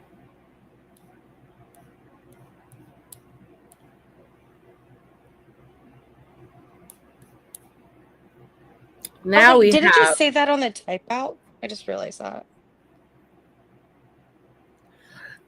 This is what did it? No, okay, I'm sorry. No. This is what they're looking for. This is what they would be looking for. Okay. I was about to say. Yeah, because on the other one, it ended up typing it out after the handwritten, and I was like, maybe it did the same for this. Yeah, they didn't. Okay, so now we have the Hyundai being searched. Now, you want to quickly fill them in, which we'll watch that footage and stuff too, but you want to fill them in how his dad flew back, like they traveled, you know, you want to. Yeah, so what we come to find out is allegedly some time frame before the way it's positioned that it was planned. We don't know how in advance it was planned, like if it was weeks or months. Bryan's father flies to Washington and drives back with him to Pennsylvania, and they have an interesting route through like Colorado, Indiana. They got stopped twice. So, in my opinion, kind of some of the peculiar behavior that we see with the separating the trash, the gloves, some people felt like later knowing that they had 2 stops in Indiana that were like 10 minutes or not, was it 10 minutes or 10 miles apart or something? It was like maybe that, got him feeling a little bit suspicious because he was following too close to vehicles. That's why he was pulled over for both times. I think he was getting a little paranoid. So yeah, his dad like traveled back with him, and you see him on the body cam footage, and it just seems like he's just coming home with his son. But it's a little odd. It is a little odd. Hey, would your parent fly to you for you to then get in your car and drive back to him? You know what I mean? Like, it's weird. Maybe not weird. Some people very much argued us over this, which I think it's weird when you take a bunch of things collectively and put them together. Maybe not singularly, like on its own, you don't look too much into it, but when you collectively put them all together, mine would, I guess, like, but why? Just for the ride, and he was stopped. You want to tell them what happened along the ride home? Like when they were stopped? Yes, he was stopped twice. Yeah, twice. Yeah, because they were following too close. And during that time, there was an incident that happened over on near WSU campus, and so it was kind of odd because they were talking about that incident with the Indiana officer, like they would know about it. It was just different.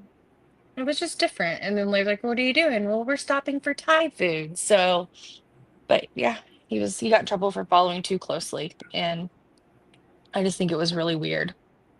And I'll show you guys that next after we go through the warrant of what was found on this car. Okay. Mhm. So they did the search for the Elantra. This is the warrant. This is what they're looking for. Again, that damn PCA.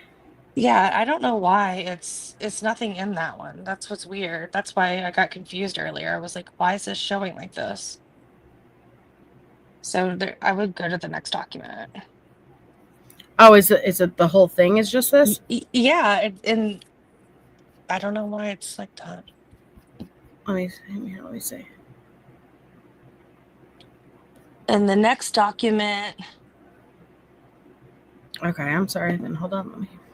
it's the one that says search warrant for Kohberger inventory X exhibits. That one has the details of what was in the Elantra on page 4.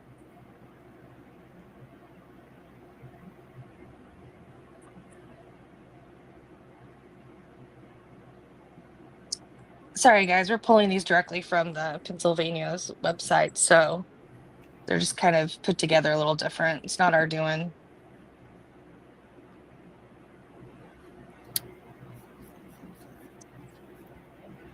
Okay. I don't know. No, we got it. If you haven't already, please take a second, hit that thumbs up. Thank you all so much for being here with us. Yeah. Oh, wow, Harley. Yeah, like, and again, I don't think it's necessarily weird. I guess you would have to get a baseline. You would have to know if it was unusual for them, if that's something that you see often, like when but Bryan only recently moved there, so I can't even say that. I don't know. I take it collectively. Good night, Debly. Yeah, Betsy. Yes. Now, granted, it was his birthday, and you do have to renew things a lot of times around your birthday. So, I'm not sure. But Well, here his we go. tags were expiring in November, and so Yes. he ended up having to change it from Pennsylvania to Washington. And he actually even got like a new phone number in June. Yep. We already went over that. Okay. Bryan had only moved there in what, June? June of June, 2022. Yeah. Yep. Hi, Nav. Oh, I get it, Nav. It's been a poo-poo few days, man. Okay, so go ahead. Okay, so let's scroll down to page 4.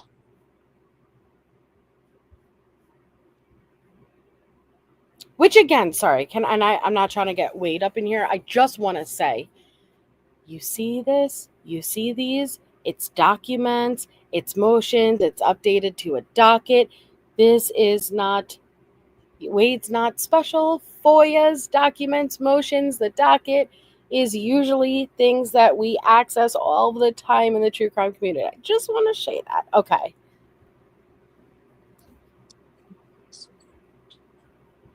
Maybe okay, we're on his person. Okay, hold on. Look at next turn. Okay, I'm ready. Sorry. So this is what was on Bryan's person, like himself, at the time that he was arrested. Yeah, it was kind of confusing. So there were 3, like there was a warrant for the search for the Hyundai, the home, Lambston, and then his person. So this one is there was a one defiant silver flashlight, 4 medical style gloves, white Arizona Jean Co. large t-shirt, a Champion WSU Cougars large black sweatshirt, a pair of black and white size 13 Nike shoes, a pair of black Under Armour socks, an Under Armour black large shorts, an Under Armour black boxers large, and 1 buccal swab that they obtained from him.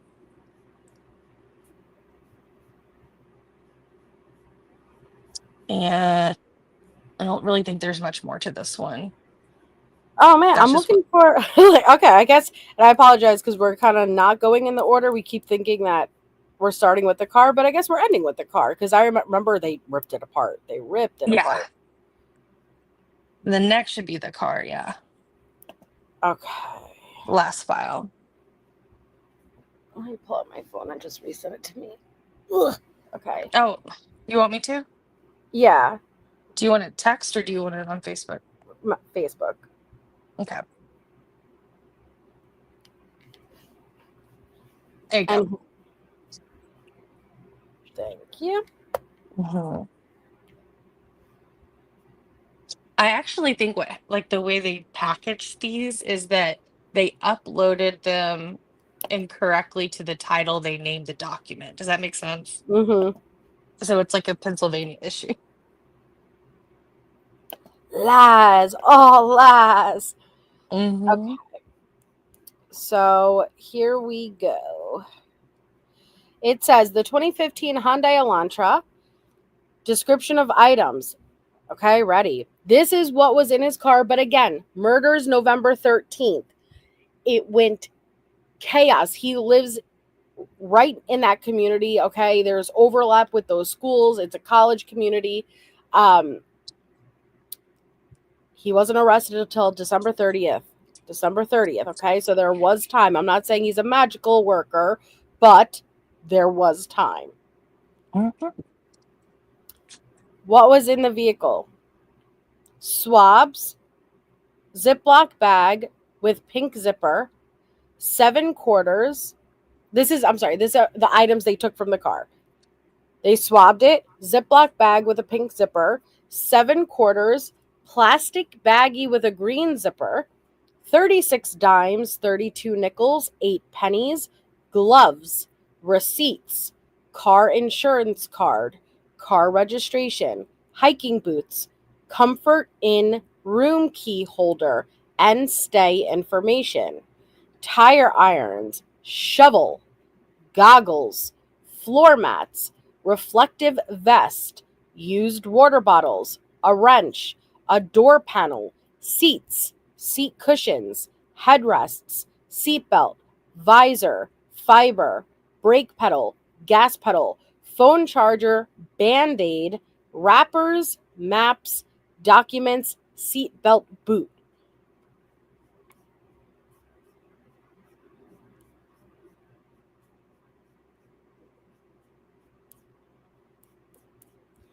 I think that's it. Yeah, I felt like maybe it was another document also where eventually it showed how they took the literal car apart, right? I feel like they did. Is it odd to have a shovel in your car? Let me know. I don't know. When I think murder, I think shovel. Do I know if that's strange to keep in your car? No. One of you guys may say, Melissa, that's not unusual. Maybe it's just unusual for me living here in New York. You guys let me know. And Nav, thank you, Nav. That's very kind. Please make, now I'm in my head about saying, please make sure you thank Nav if you got a membership. Welcome to all of our new members. Thank you, Nav. Thank you. I would think of all people, because you are up north, that having a shovel wouldn't be weird. To me in the South, I'd be like, that's odd as hell. So I see 2 of you, Deb and Connor, Teresa. All right, if it's an area that would snow maybe not unusual. I guess it depends on what kind of shovel it is. In my mind, really, you carry a shovel? Ain't nobody got time for that. I don't carry a shovel, but I guess, are we talking about a plastic shovel in your car, Nav? What? See, there's so many people. They keep shovels, Shay. We don't keep What? shovels. What are we doing? Harlot, you are sus as hell now. Why do you have a shovel in your Don't do car? that to my Harlot. She's not I'm sus. just kidding. I love Harlot. Exactly. What kind of shovel? Is it a metal shovel? Because I guess that's the creepy, like, that's what I imagine. Versus, oh, is it just like a plastic snow shovel? That's very different, I guess. Wait. A plastic snow shovel? What do you mean? Like, wouldn't you want most of it to be metal so it doesn't break? Depends on how heavy your snow is, I guess. Like, there's plastic snow shovels, like, and it's usually like a bright yellow or something. Right? Like, wait. You guys know what I'm talking about, right? Like, it's usually like a wide, deep plastic shovel. Right? Mm-hmm. No, you don't me. Like, I think there's plastic shovels. I mean, I guess there are, but for me, I'm thinking plastic shovels. I think of like, you know how like when you go to the beach and you want to like make the most badass sandcastle you ever can, and you buy the cheap, dinky plastic shit, and you're like, I should have brought my metal shovel. That's what I think of. Yeah, maybe. And this is what I mean, Angel. Like, again, with Dad like flying to meet Bryan to drive with him, they take this long, more of an odd route back. The shovel. But I'm not overthinking it, because he had time. He wouldn't have kept just all of this stuff in his car if it had any relation. But here's what they didn't find. What didn't they find? The K-bar, bloody clothes, as far as we know. Now, we don't know what DNA came back in this car. What we do know is very early on, Ann Taylor had a very interesting wording where she said, total lack of DNA. Or complete. Was it complete lack of DNA or total lack of DNA? No, she said lack. But my questioning is, what test came back on that car? What if it was a crap load of cleaning agents and things that you maybe wouldn't typically use in your normal cleaning your car? It's something that you would use to spray to detect blood. I don't know. Like, it makes me wonder, did he use something on that car that they detected? And that's the big debate, Princess Scary. So back when Anne said, and I think it was a total lack of DNA, does that mean none? Because I was of the stance of lacking means insufficient, like not a lot, versus none. But then there were the people that argued, no, total lack of is none. I don't know. You have to remember Ann Taylor's literal job, and at this point, there's a seal, okay? So Ann, usually you would see the lawyers advocating for their clients, kind of pushing their narratives on interviews. She can't. There's a gag order. Nobody can. She would talk through the motions and through the hearings that were open. So the lack of DNA, it could be a wordplay, or it could literally mean there isn't DNA. I don't know. Right. Lacking of usually means not enough, an insufficient amount. But does that mean that there's any? That's why I think it would be nice to like for us to go back and like watch the hearings a little bit and react, or maybe I can pull some key times for us. Yeah. See, Lady F&T says total lack of sounds like none. To me, that sounds like not a lot. not what you would expect. This is Bryan Kohberger and his dad on his way back to Pennsylvania to his parents' house. They were stopped twice, like Shay explained, twice for following too closely to the car in front of them. But this is the car. This is allegedly the same car Bryan hopped into after he allegedly unalived Maddie, Kaylee, Ethan, and Xana, and would ultimately be seized, and all of those items were taken out of it. I don't know. Well, he didn't go straight home, and his phone disconnected from the network. So that's what I wanted to show you guys also. What was Bryan's alibi, right? Because we read to you guys the PCA. Go ahead. Well, can we listen to the Pennsylvania lawyer real quick? Because that'll coincide with the search warrants before we do the alibi. Just because that'll tie it all together. Okay, send Is it to possible? I did. hold on. It is the one that says full interview with Jason Labar. It's 10 minutes. Like, we could probably get through like the first couple of minutes of hellos. But he talks about like what that was like. And he answers some of the questions we were talking about too.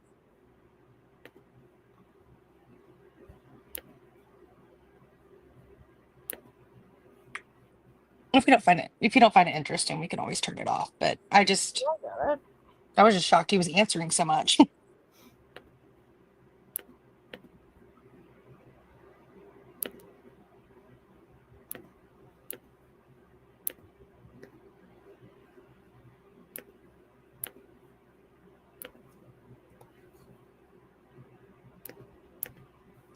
Okay, I'm recording. All right, so first question would be, during the time you represented Bryan Kohberger in Pennsylvania, did he reveal anything to you that the public or the police don't already know at this point? When I spoke to Bryan about the case, I made it quite clear that I was only his attorney for the extradition proceeding. So we never spoke about any of the facts or circumstances surrounding the actual alleged crime itself. Gotcha. So you're essentially just as much in the dark as the rest of us when it comes to any connection he might have had to these students or a possible motive if he did commit the crime. Correct. I wanted to view the case objectively myself also. So I was working in the blind because I didn't have the affidavit of probable cause. So I wouldn't even be able to discuss anything with him, even if he relayed any information to me. Gotcha. So you said before that he helped you craft the statement that you made on his behalf after his arrest. What was his opinion on the statement? I'm sorry, and I know my ADHD. I know. Do you see her middle finger? Yes. The nail is... Okay, I'm sorry. What, is it a design? No, it's half off. It's broke. So I just wish she would have put a Band-Aid on. Like, this is a big interview. This is great for her, but her effing nail is broke. Like, it ripped. And so, like, I love the color. I love everything, but that middle finger, it ruined it. Like, I feel bad for her. Oh, okay. Or was said or was included? I think the most important part was the exoneration part. He believed that he would be exonerated, which to me implicitly meant that he was innocent of the crimes, so that obviously there wouldn't be either enough evidence or he was going to be found innocent of the crimes. Throughout your interactions with him, how would you describe his demeanor? When I was speaking with Mr. Kohberger, he was very calm. He was aware of the serious nature of what was going on. He was easy to talk to. I've said multiple times that he's very intelligent, which might make it easier for me to have a conversation with him. And really, he was just really candid about the situation as far as the extradition was concerned. So it wasn't difficult to talk to him about the extradition at all. You said that he was very calm. Did it surprise you at all that he wasn't more visibly upset or agitated? Not at the time. I really didn't take anything of it. I mean, I've done this for a long time, and every defendant reacts differently with these types of charges. I mean, he was shocked by the arrest, were his words. So, I mean, it didn't surprise me. I was probably just as shocked as he was that he was found in Monroe County. Definitely. You were probably not expecting this to come your way. I definitely, after I was following the case, I did not expect Mr. Kohberger to end up in Monroe County and be an alleged suspect. So the evidence presented in the affidavit basically is the DNA, the car, the cell phone pings, and the physical description given by one of the surviving roommates. If you were representing him in this murder trial, what would your strategy be? Do you think that the police have an airtight case, or do you think you'd be able to poke holes in any of that? Well, it's obviously going to be Attorney Taylor's job to poke holes in that. Looking at it objectively, this is just the infancy of the case, and all we have is still the affidavit of probable cause. But from what you mentioned, if you individually look at each piece of evidence, there's holes as to each piece of evidence that's in the affidavit of probable cause. I've stated before that it's a strong circumstantial case, but with a lot of those holes. If you look at the sheath that was left at the scene that contained or had Bryan's DNA on it, that's touch transfer DNA. It's not blood DNA that we're aware of, and we don't know if there's more blood DNA around the corner. But as far as the touch transfer DNA, that just means that he touched that object, and it could have went undisturbed for a long period of time. Experts would tell you if it goes undisturbed, it could be forever that you would be able to recover his touch DNA. If we talk about the identification on scene made by DM, I classified it as shaky at best. It certainly isn't 100% Mr. Kohberger. And quite frankly, I think Attorney Taylor will make that identification almost unusable for the Commonwealth based upon my experience, due to the circumstances surrounding both the ID and the aftermath of the ID. As far as the car being in the vehicle, again, I don't know of any direct evidence that it's actually Bryan's car or that he was driving the vehicle. They're using circumstantial evidence, and they're using strong circumstantial evidence to say that it was his vehicle at this time. But that all goes back to the cell phone tower pings, which are very unreliable. That any expert's going to testify that, that cell phone tower ping, you're just within a radius of the tower that it pings off of. And that radius could be up to 20 miles wide. Obviously, as the crow flies, I think Bryan was approximately 8 miles away from the University of Idaho, where the crime was allegedly committed. So at any moment in time, any day, he could ping off of a tower that would put him within that radius. So certainly there's circumstantial evidence. When grouped together, it seems like it's fairly strong. But at this point in time, there's obvious holes and holes that the prosecution can close.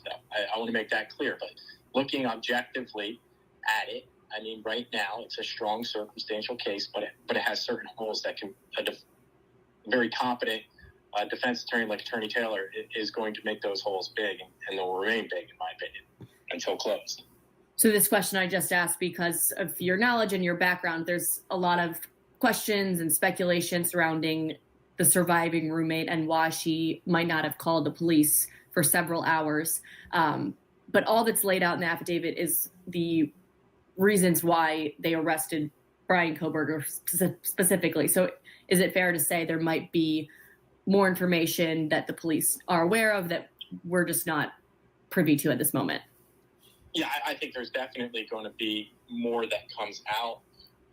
Obviously, we're not privy to the entire cell phone dump, nor will we be, of all four victims as well as Mr. Kohberger. There could be a link that's established between them. I don't know. There also could be DNA evidence now, as the Pennsylvania State Police executed a search warrant on Mr. Kohberger when he was in their custody.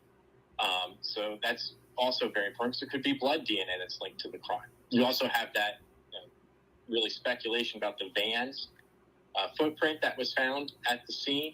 I know there's been video, and I watched the video too, of the police coming to the party, or one of the parties, where there was a noise complaint where the person who answered the door had a pair of Vans on. So really, there's a lot of work to do. I'm not saying the Commonwealth doesn't have more evidence that they're not sharing with us at this time, but my whole intention and my whole representation of Mr. Kohberger was to make sure that he gets a fair trial. And the only way to get a fair trial is to look at everything objectively and really wait until the evidence comes out at trial, because that's what an individual who's, has that presumption of innocence is entitled. 2 more questions. Did it surprise you, if he did commit the crime, did it surprise you that he would have left behind that leather knife sheath with his DNA on it, knowing that he is a criminology student? I'll comment on that a little differently than what you want, but I mean, I'm a defense attorney. I know, or I should know, a lot about how police do investigations. I probably know more than Mr. Kohberger on how they do police investigations. So to say that simply because he studied in criminology, that makes it, a reason as to why he's a suspect. Every defense attorney could also be a suspect. Obviously, there's circumstantial evidence that puts Mr. Kohberger closer than me. But, I really don't want to comment on why the sheet may or may not have been left, because, I can't really say why it was. Right. That makes sense. Last question is probably the hardest, and if you don't want to answer it, that's okay. Obviously, Mr. Kohberger enjoys the presumption of innocence, but after meeting him, after reading the affidavit, do you think he's guilty?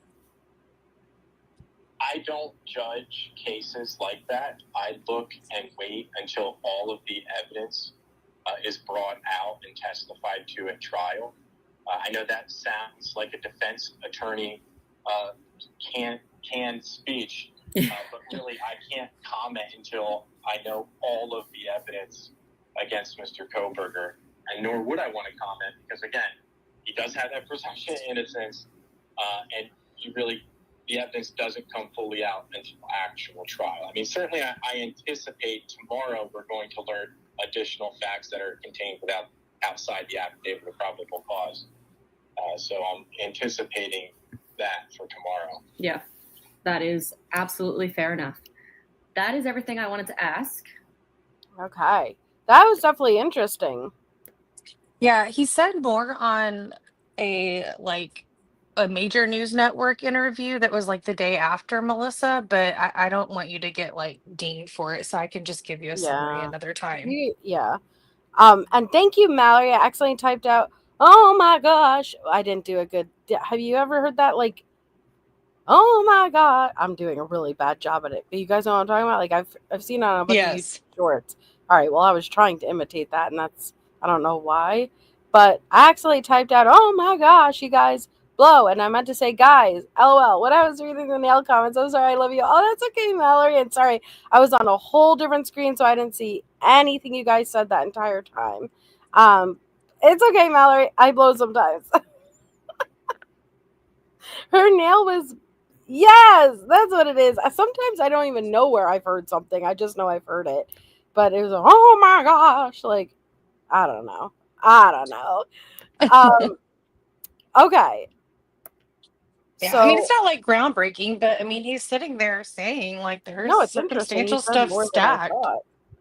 My background I did find that objection letter that you were referencing. You wanted the total lack of, with the Hyundai Elantra. And I sent it to you. I could not get it to open from the Idaho website, but I found it within Reddit. You could get it, so it's weird. That is weird. Okay. Because that was the one that you mentioned last time as well. You're like, where is that? Because I know Ann said it. Yes, I'm gonna pin that one. Let me. Okay, where is?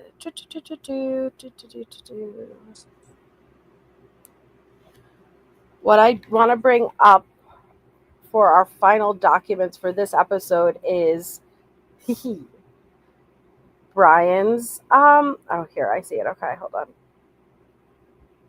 Bryan's alibi, which, oops, I don't know why Anchor reacted to that. All right, I'll figure that out later. Because it's not even letting me forward it like normal, but I'll figure that out later. Okay. Right. So you got the first, the second, and then the Yes. state's response. So Bryan's, let's be open-minded, right? He's innocent. He didn't do this. Well, you'd expect him to have a decent enough alibi, right?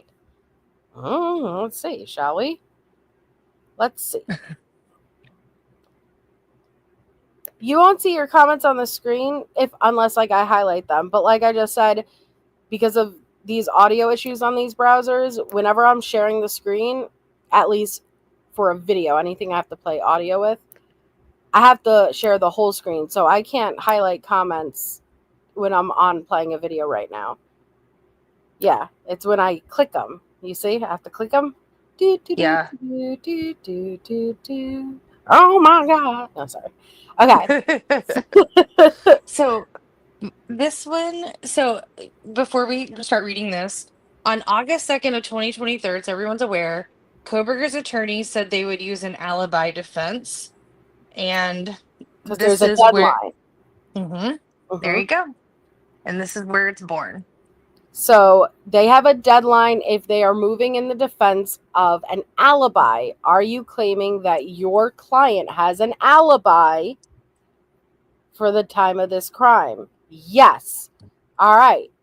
You have to put forward this alibi. And it was this whole black and white, I'm sorry, not back and forth to get this alibi. So then we finally got the alibi. Hi, Rogue Rose. Oh, Shay, were you here the night where I accidentally called FOS full of shit instead of freedom of speech? No, I didn't even know that's what that meant. Yes, so I thought, I was like, oh, no problem, full of shit all day. And they were like, it stands for freedom of speech. I felt so bad.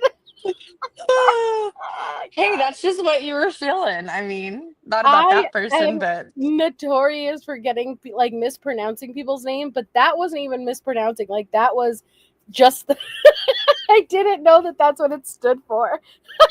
They were really kind about it though. They were really kind.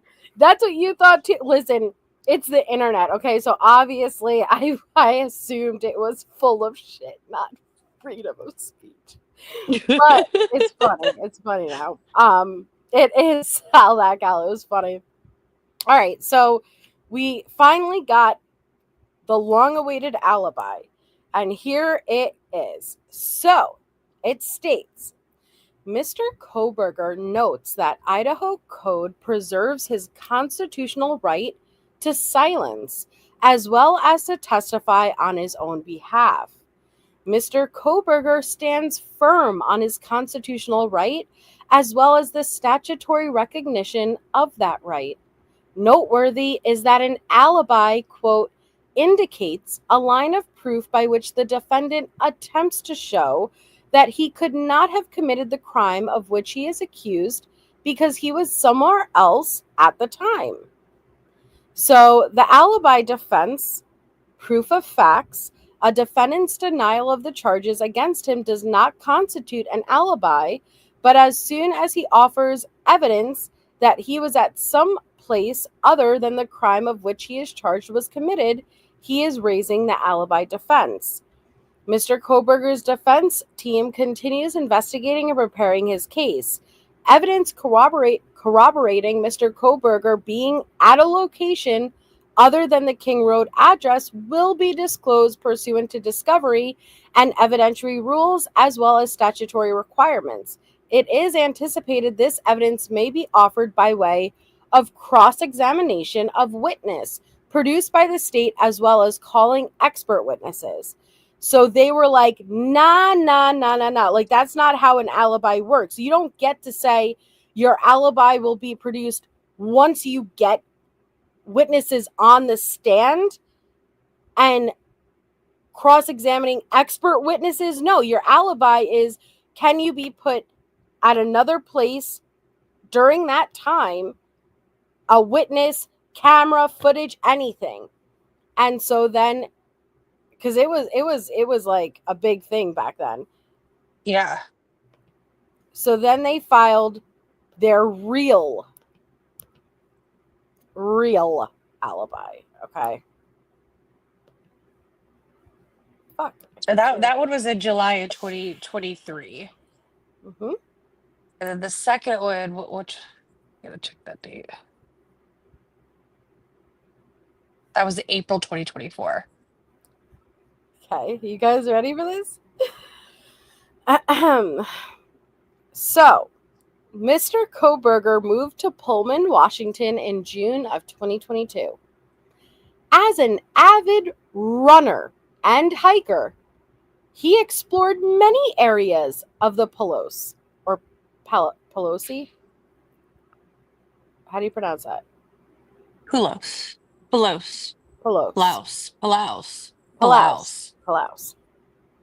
Of note, he explored Wawawai Park in July of 2022, and this became a favorite location. After the school year began, Mr. Kohberger was busy with classes and work at Washington State University, and his running and hiking decreased, but did not stop. Instead, his nighttime drives increased. This is supported by data from Mr. Kohberger's phone, showing him in the countryside late at night and or in the early morning hours on several occasions. The phone data includes numerous photographs taken on several different late evenings and early mornings, including in November, depicting the night sky. Mr. Kohberger was out driving in the early morning hours of November 13th, 2022, as he often did, to hike and run and or see the moon and stars. He drove throughout the area south of Pullman, Washington, west of Moscow, Idaho, including Wawawai Park. You want to read the next part? Sure. Partial corroboration. Mr. Kohberger intends to offer testimony of Psi Ray CSLI expert, which is cell tower, cell phone, and other radio frequency curricula vitae attached to show that Bryan Kohberger's mobile device was south of Pullman, Washington, and west of Moscow, Idaho on November 13, 2022. That Bryan Kohberger's mobile device did not travel east on the Moscow-Pullman highway in the early morning hours of November 13th, and thus could not be the vehicle captured on video along the Moscow-Pullman highway near Floyd's cannabis shop. Additional information as to Mr. Kohberger's whereabouts as the early morning hours progress, including additional analysis by Mr. Ray, will be provided once the state provides discovery requested and now subject to an upcoming motion to compel.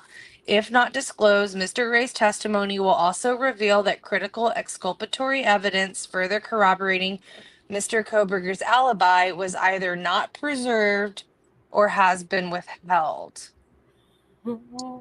And they had a hearing in May, or so. Mm-hmm. Well, we'll do the state's response, yes, and then we'll do the May stuff, because this is interesting. So the state responds to their absolutely amazing alibi, okay? And the state comes in, and they're like, ah! Okay? So it says, lulled. At the outset, the state incorporates by reference, as if fully set forth at this point, those portions of the state's July 27th motion to compel notice of defense or alibi. So, to the extent it relates to the adequacy and timeliness of the defendant's alibi notice. So, the state respectfully submits that the defendant's supplemental alibi response continues to lack the specificity required by Idaho Code 19-519, which provides that the defense, quote, shall state the specific place or places at which the defendant claims to have been at the time of the alleged offense, and the names and addresses of the witnesses upon whom he intends to rely to establish such alibi. Emphasis added. So the defendant's April 17th submission minimally adds to the alibi notice dated July 24th, and the defendant states that he was driving around during the early morning hours of November 13th and drove, quote, throughout the area south of Pullman, Washington, west of Moscow, Idaho, including Wawa Park. With the exception of the reference to the park, which is new, the defendant is offering nothing new to his initial alibi that he was simply driving around during the morning hours of November 13th. As the state noted during the August hearing, the state is aware that the defendant was driving around rural areas of Whitman County, Washington, and Lada County, Idaho, during the early morning hours of November 13th. In fact, the defendant's travels during that time are described in the original probable cause affidavit supporting the criminal complaint in this case. Go ahead, Shay. As to the defendant's reference to potential testimony about the location of defendant's cell phone on the morning of November 13th, 2022, this information does not rise to the level of an alibi at the time of the homicides because the defendant's cell phone stopped reporting to the cellular network before the homicides and continued to not report until after the homicides. So, yeah, you got to think they've already gotten back warrants, guys. They have the USB file of his phone. I mean, they definitely looked into this. The location of the defendant's... read it, Twizzle Stick. Sorry, we just read it, Twizzle Stick. Go ahead. The location of the defendant's cell phone at times other than the time of the homicides is not proof of or relevant to the defendant's specific location at the time of the homicides, approximately between the hours of 4 to 4:30 a.m. on November 13, 2022. It is the state's position that the defendant's continued failure to adequately comply with Idaho Code 19519 does not trigger a response under Idaho Code 195192. If the court deems the defendant's supplemental response to be in compliance with the requirements of Idaho Code, the state requests additional time pursuant to Idaho Code to prepare a list of witnesses to establish the defendant's presence at the scene of the homicides. As to witnesses to rebut a claim of alibi, I can't even talk. Rebut a claim of alibi, the defendant's failure to adequately comply with Idaho Code means the state does not know what specific assertions it needs to rebut. So if the court allows the defense to offer further witnesses or information regarding alibi, which the state opposes as described below, and bring it into compliance with the Idaho Code, the state will then respond accordingly pursuant to Idaho Code. Do you want me to keep going? It has now been approximately 11 months since the state filed its request for discovery disclosure and an alibi demand, almost a year and a half since the homicides occurred. The defendant has given more time than he is legally entitled to in order to provide his alibi. The state is substantially prejudiced and compromised in its ability to investigate and respond to new or additional alibi-related disclosures. So then they just reference State versus Juarez. And it says the defendant was given the opportunity to add any purported claim of alibi and preclude testimony by anyone other than defendant as to the defendant's absence from or presence at the scene of the homicide. So, and I'll pull it back up if you need me to pull it back up, but I have a feeling you're just looking to debate it, okay? When you are going with an alibi defense, I keep doing this. I keep pulling up the damn PCI.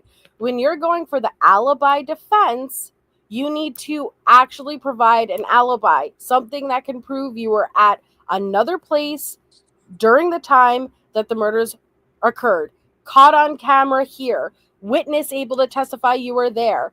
He did not do that. Instead, he literally, the only thing he does is confirm what they already stated, right? We know you were driving around in the early morning hours because we're the ones who documented that in the PCA. We're the ones who put that forth. You saying, I was in this general area, but I can't tell you any given place at any given time that I stopped, I saw someone, I'd be caught on this camera. How that's not an alibi. It's not an alibi. So again, Mr. Kohberger, go ahead. And every single time, like the defense is saying, we need more evidence. We need more evidence. Why do you need this state's evidence when you have your defendants right there? You know, I mean, it's just it's weird. So Mr. Kohberger was an avid runner and hiker. He explored many areas of Pulaski. He explored Wawawai Park, July of 2022. It became his favorite location. Again, November is what we're focused on. Not saying that history doesn't need to be established, absolutely, but I'm just pointing out the difference. So after school began, Kohberger became busy, and his running and hiking decreased, but did not stop. What they're saying is, hey, his phone data is not going to show those runs really often anymore. He did nighttime drives instead. This data is supported by Mr. Kohberger's phone, showing him the countryside late at night or in the early morning hours on several occasions. Several can mean 3. The phone data includes numerous photos taken on several different late evenings and early mornings depicting the night sky, right? They're putting forward right there that this is something he liked to do. Take pictures and look at the night sky. Mr. Kohberger was out driving in the early morning hours of November 13th, as he often did, to hike and run and or see the moon and stars. So if you don't want to use literal stargazing, that's fine. But that is literally what they're putting forward as potentially what he was doing. Hiking, running, and or looking at the moon and stars. That's literally what their alibi was. Now, they also go on to say, I can't tell you where exactly he was. I could just tell you he was south of Pullman, Washington, west of Moscow, Idaho. But they already knew that. That's the whole problem. Yeah, we know that. We're the ones who documented that in the PCA because he was at, they're alleging he was at the murders. You know, he's the one who committed the murders. So you're not, to go with an alibi defense, this does not meet the requirements. Thank you, Palouse. Angie, I remember being corrected back in the day. I just don't remember how it was pronounced. Palouse, thank you. And that night it was an overcast as well, so it doesn't really add up.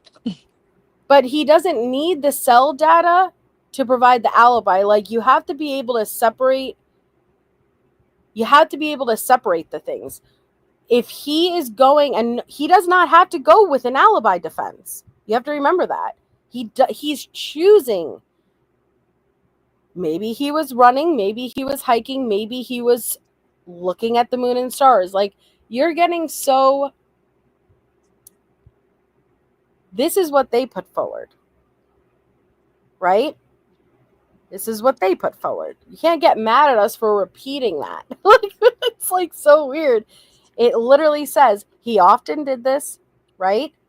The morning of the 13th, either hike, run, or look at the moon and stars. Either of the 3. Either of the 3. And welcome, Fuggets and Shagles. Yeah, definitely.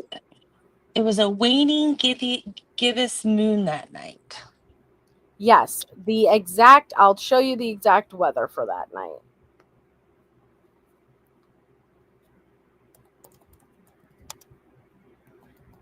And I alleges, you got to remember that he has a background in cloud-based forensics.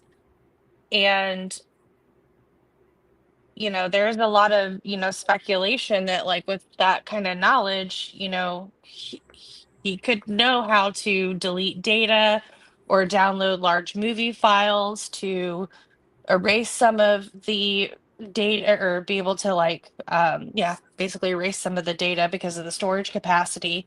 And then even with like, say he did take a picture of this guy and you saved it to your phone, well, you can also edit the metadata as well on it.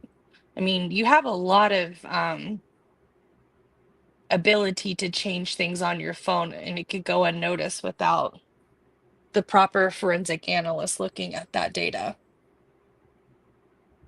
Between 12 a.m. and 6 a.m., which are the hours we're focusing on, Sunday, November 13th, there was overcast, 82% humidity. Okay? Ice and fog. I'm sorry. So 12 to 6 a.m., Sunday, November 13th, 2022. 90% humidity, overcast, ice and fog, 28 degrees.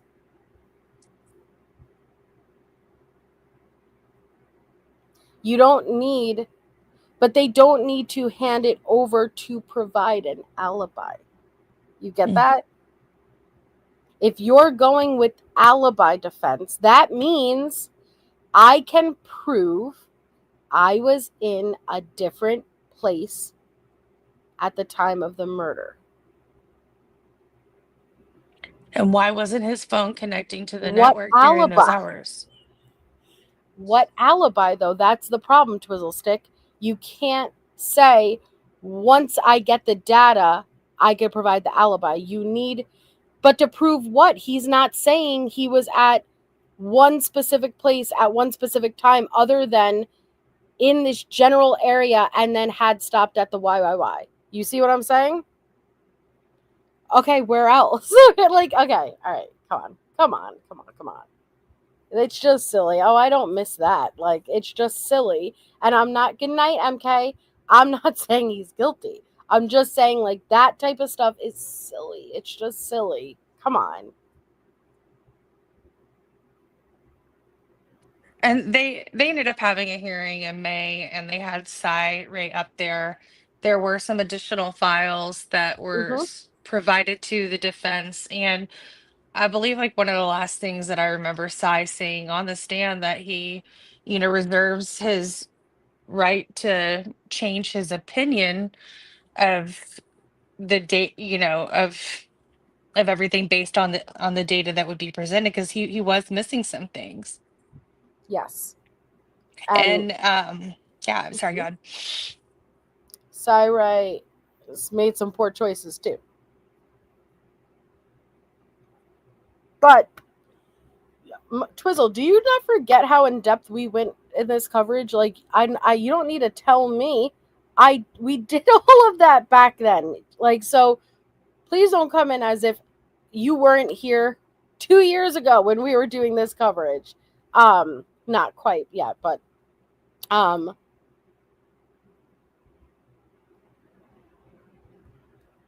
it doesn't matter. This is why I said, for anybody who's new or joining this case, people are not going into this trial with an open mind. People are going into this trial with their mind made up, and that's a problem. Mm-hmm. Neither did you. Nobody knew until they didn't know. Prosecution didn't even know. Well, I won't say they didn't know. It wasn't something that defense even brought forward until the second alibi. Well, the second motion of the alibi. But how are you supposed to know? How is a regular person supposed to know that before it's put forward? Nobody should be going into this trial with their mind made up either way. Nobody. I'm leaning towards guilty. My mind is not made up, though.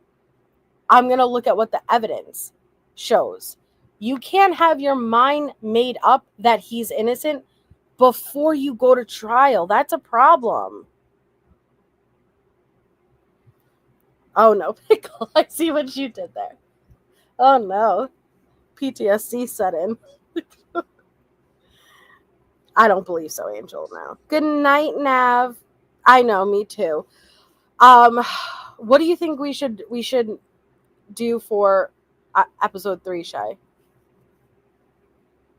I don't know. You think we should go over the movements of Kaylee, Maddie, Ethan, and Xana leading up to the murders? What their night was? You think that, or not yet? What do you think we should do? I mean, we kind of, I guess we kind of kick-started that a little bit. I mean, we could take it all the way back and go through what all happened, like leading up, like each week from like when it's like when the crime started, like, sorry, before the crime, you know, leading up to like what evidence that rolled out each week. That's an option too. Yeah. Like we could start, here's what Kaylee and Maddie's night was, go through that food truck footage, what their path of travel was, and then Ethan and Xana. And then from there, kind of roll out. We're going to have to plan that out ahead of time so we know what to pull up, though. Because it was, trying to go back and remember how it all kind of came out is, maybe it's not as hard as I think it is if we just look. We just need to go back. But I think we should focus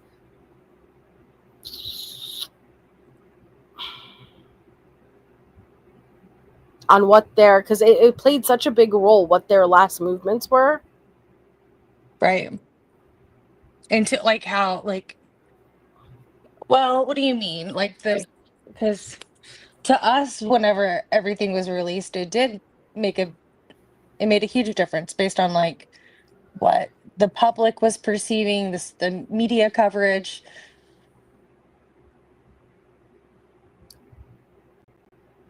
I'm sorry, I was reading her comment. What was your question, May?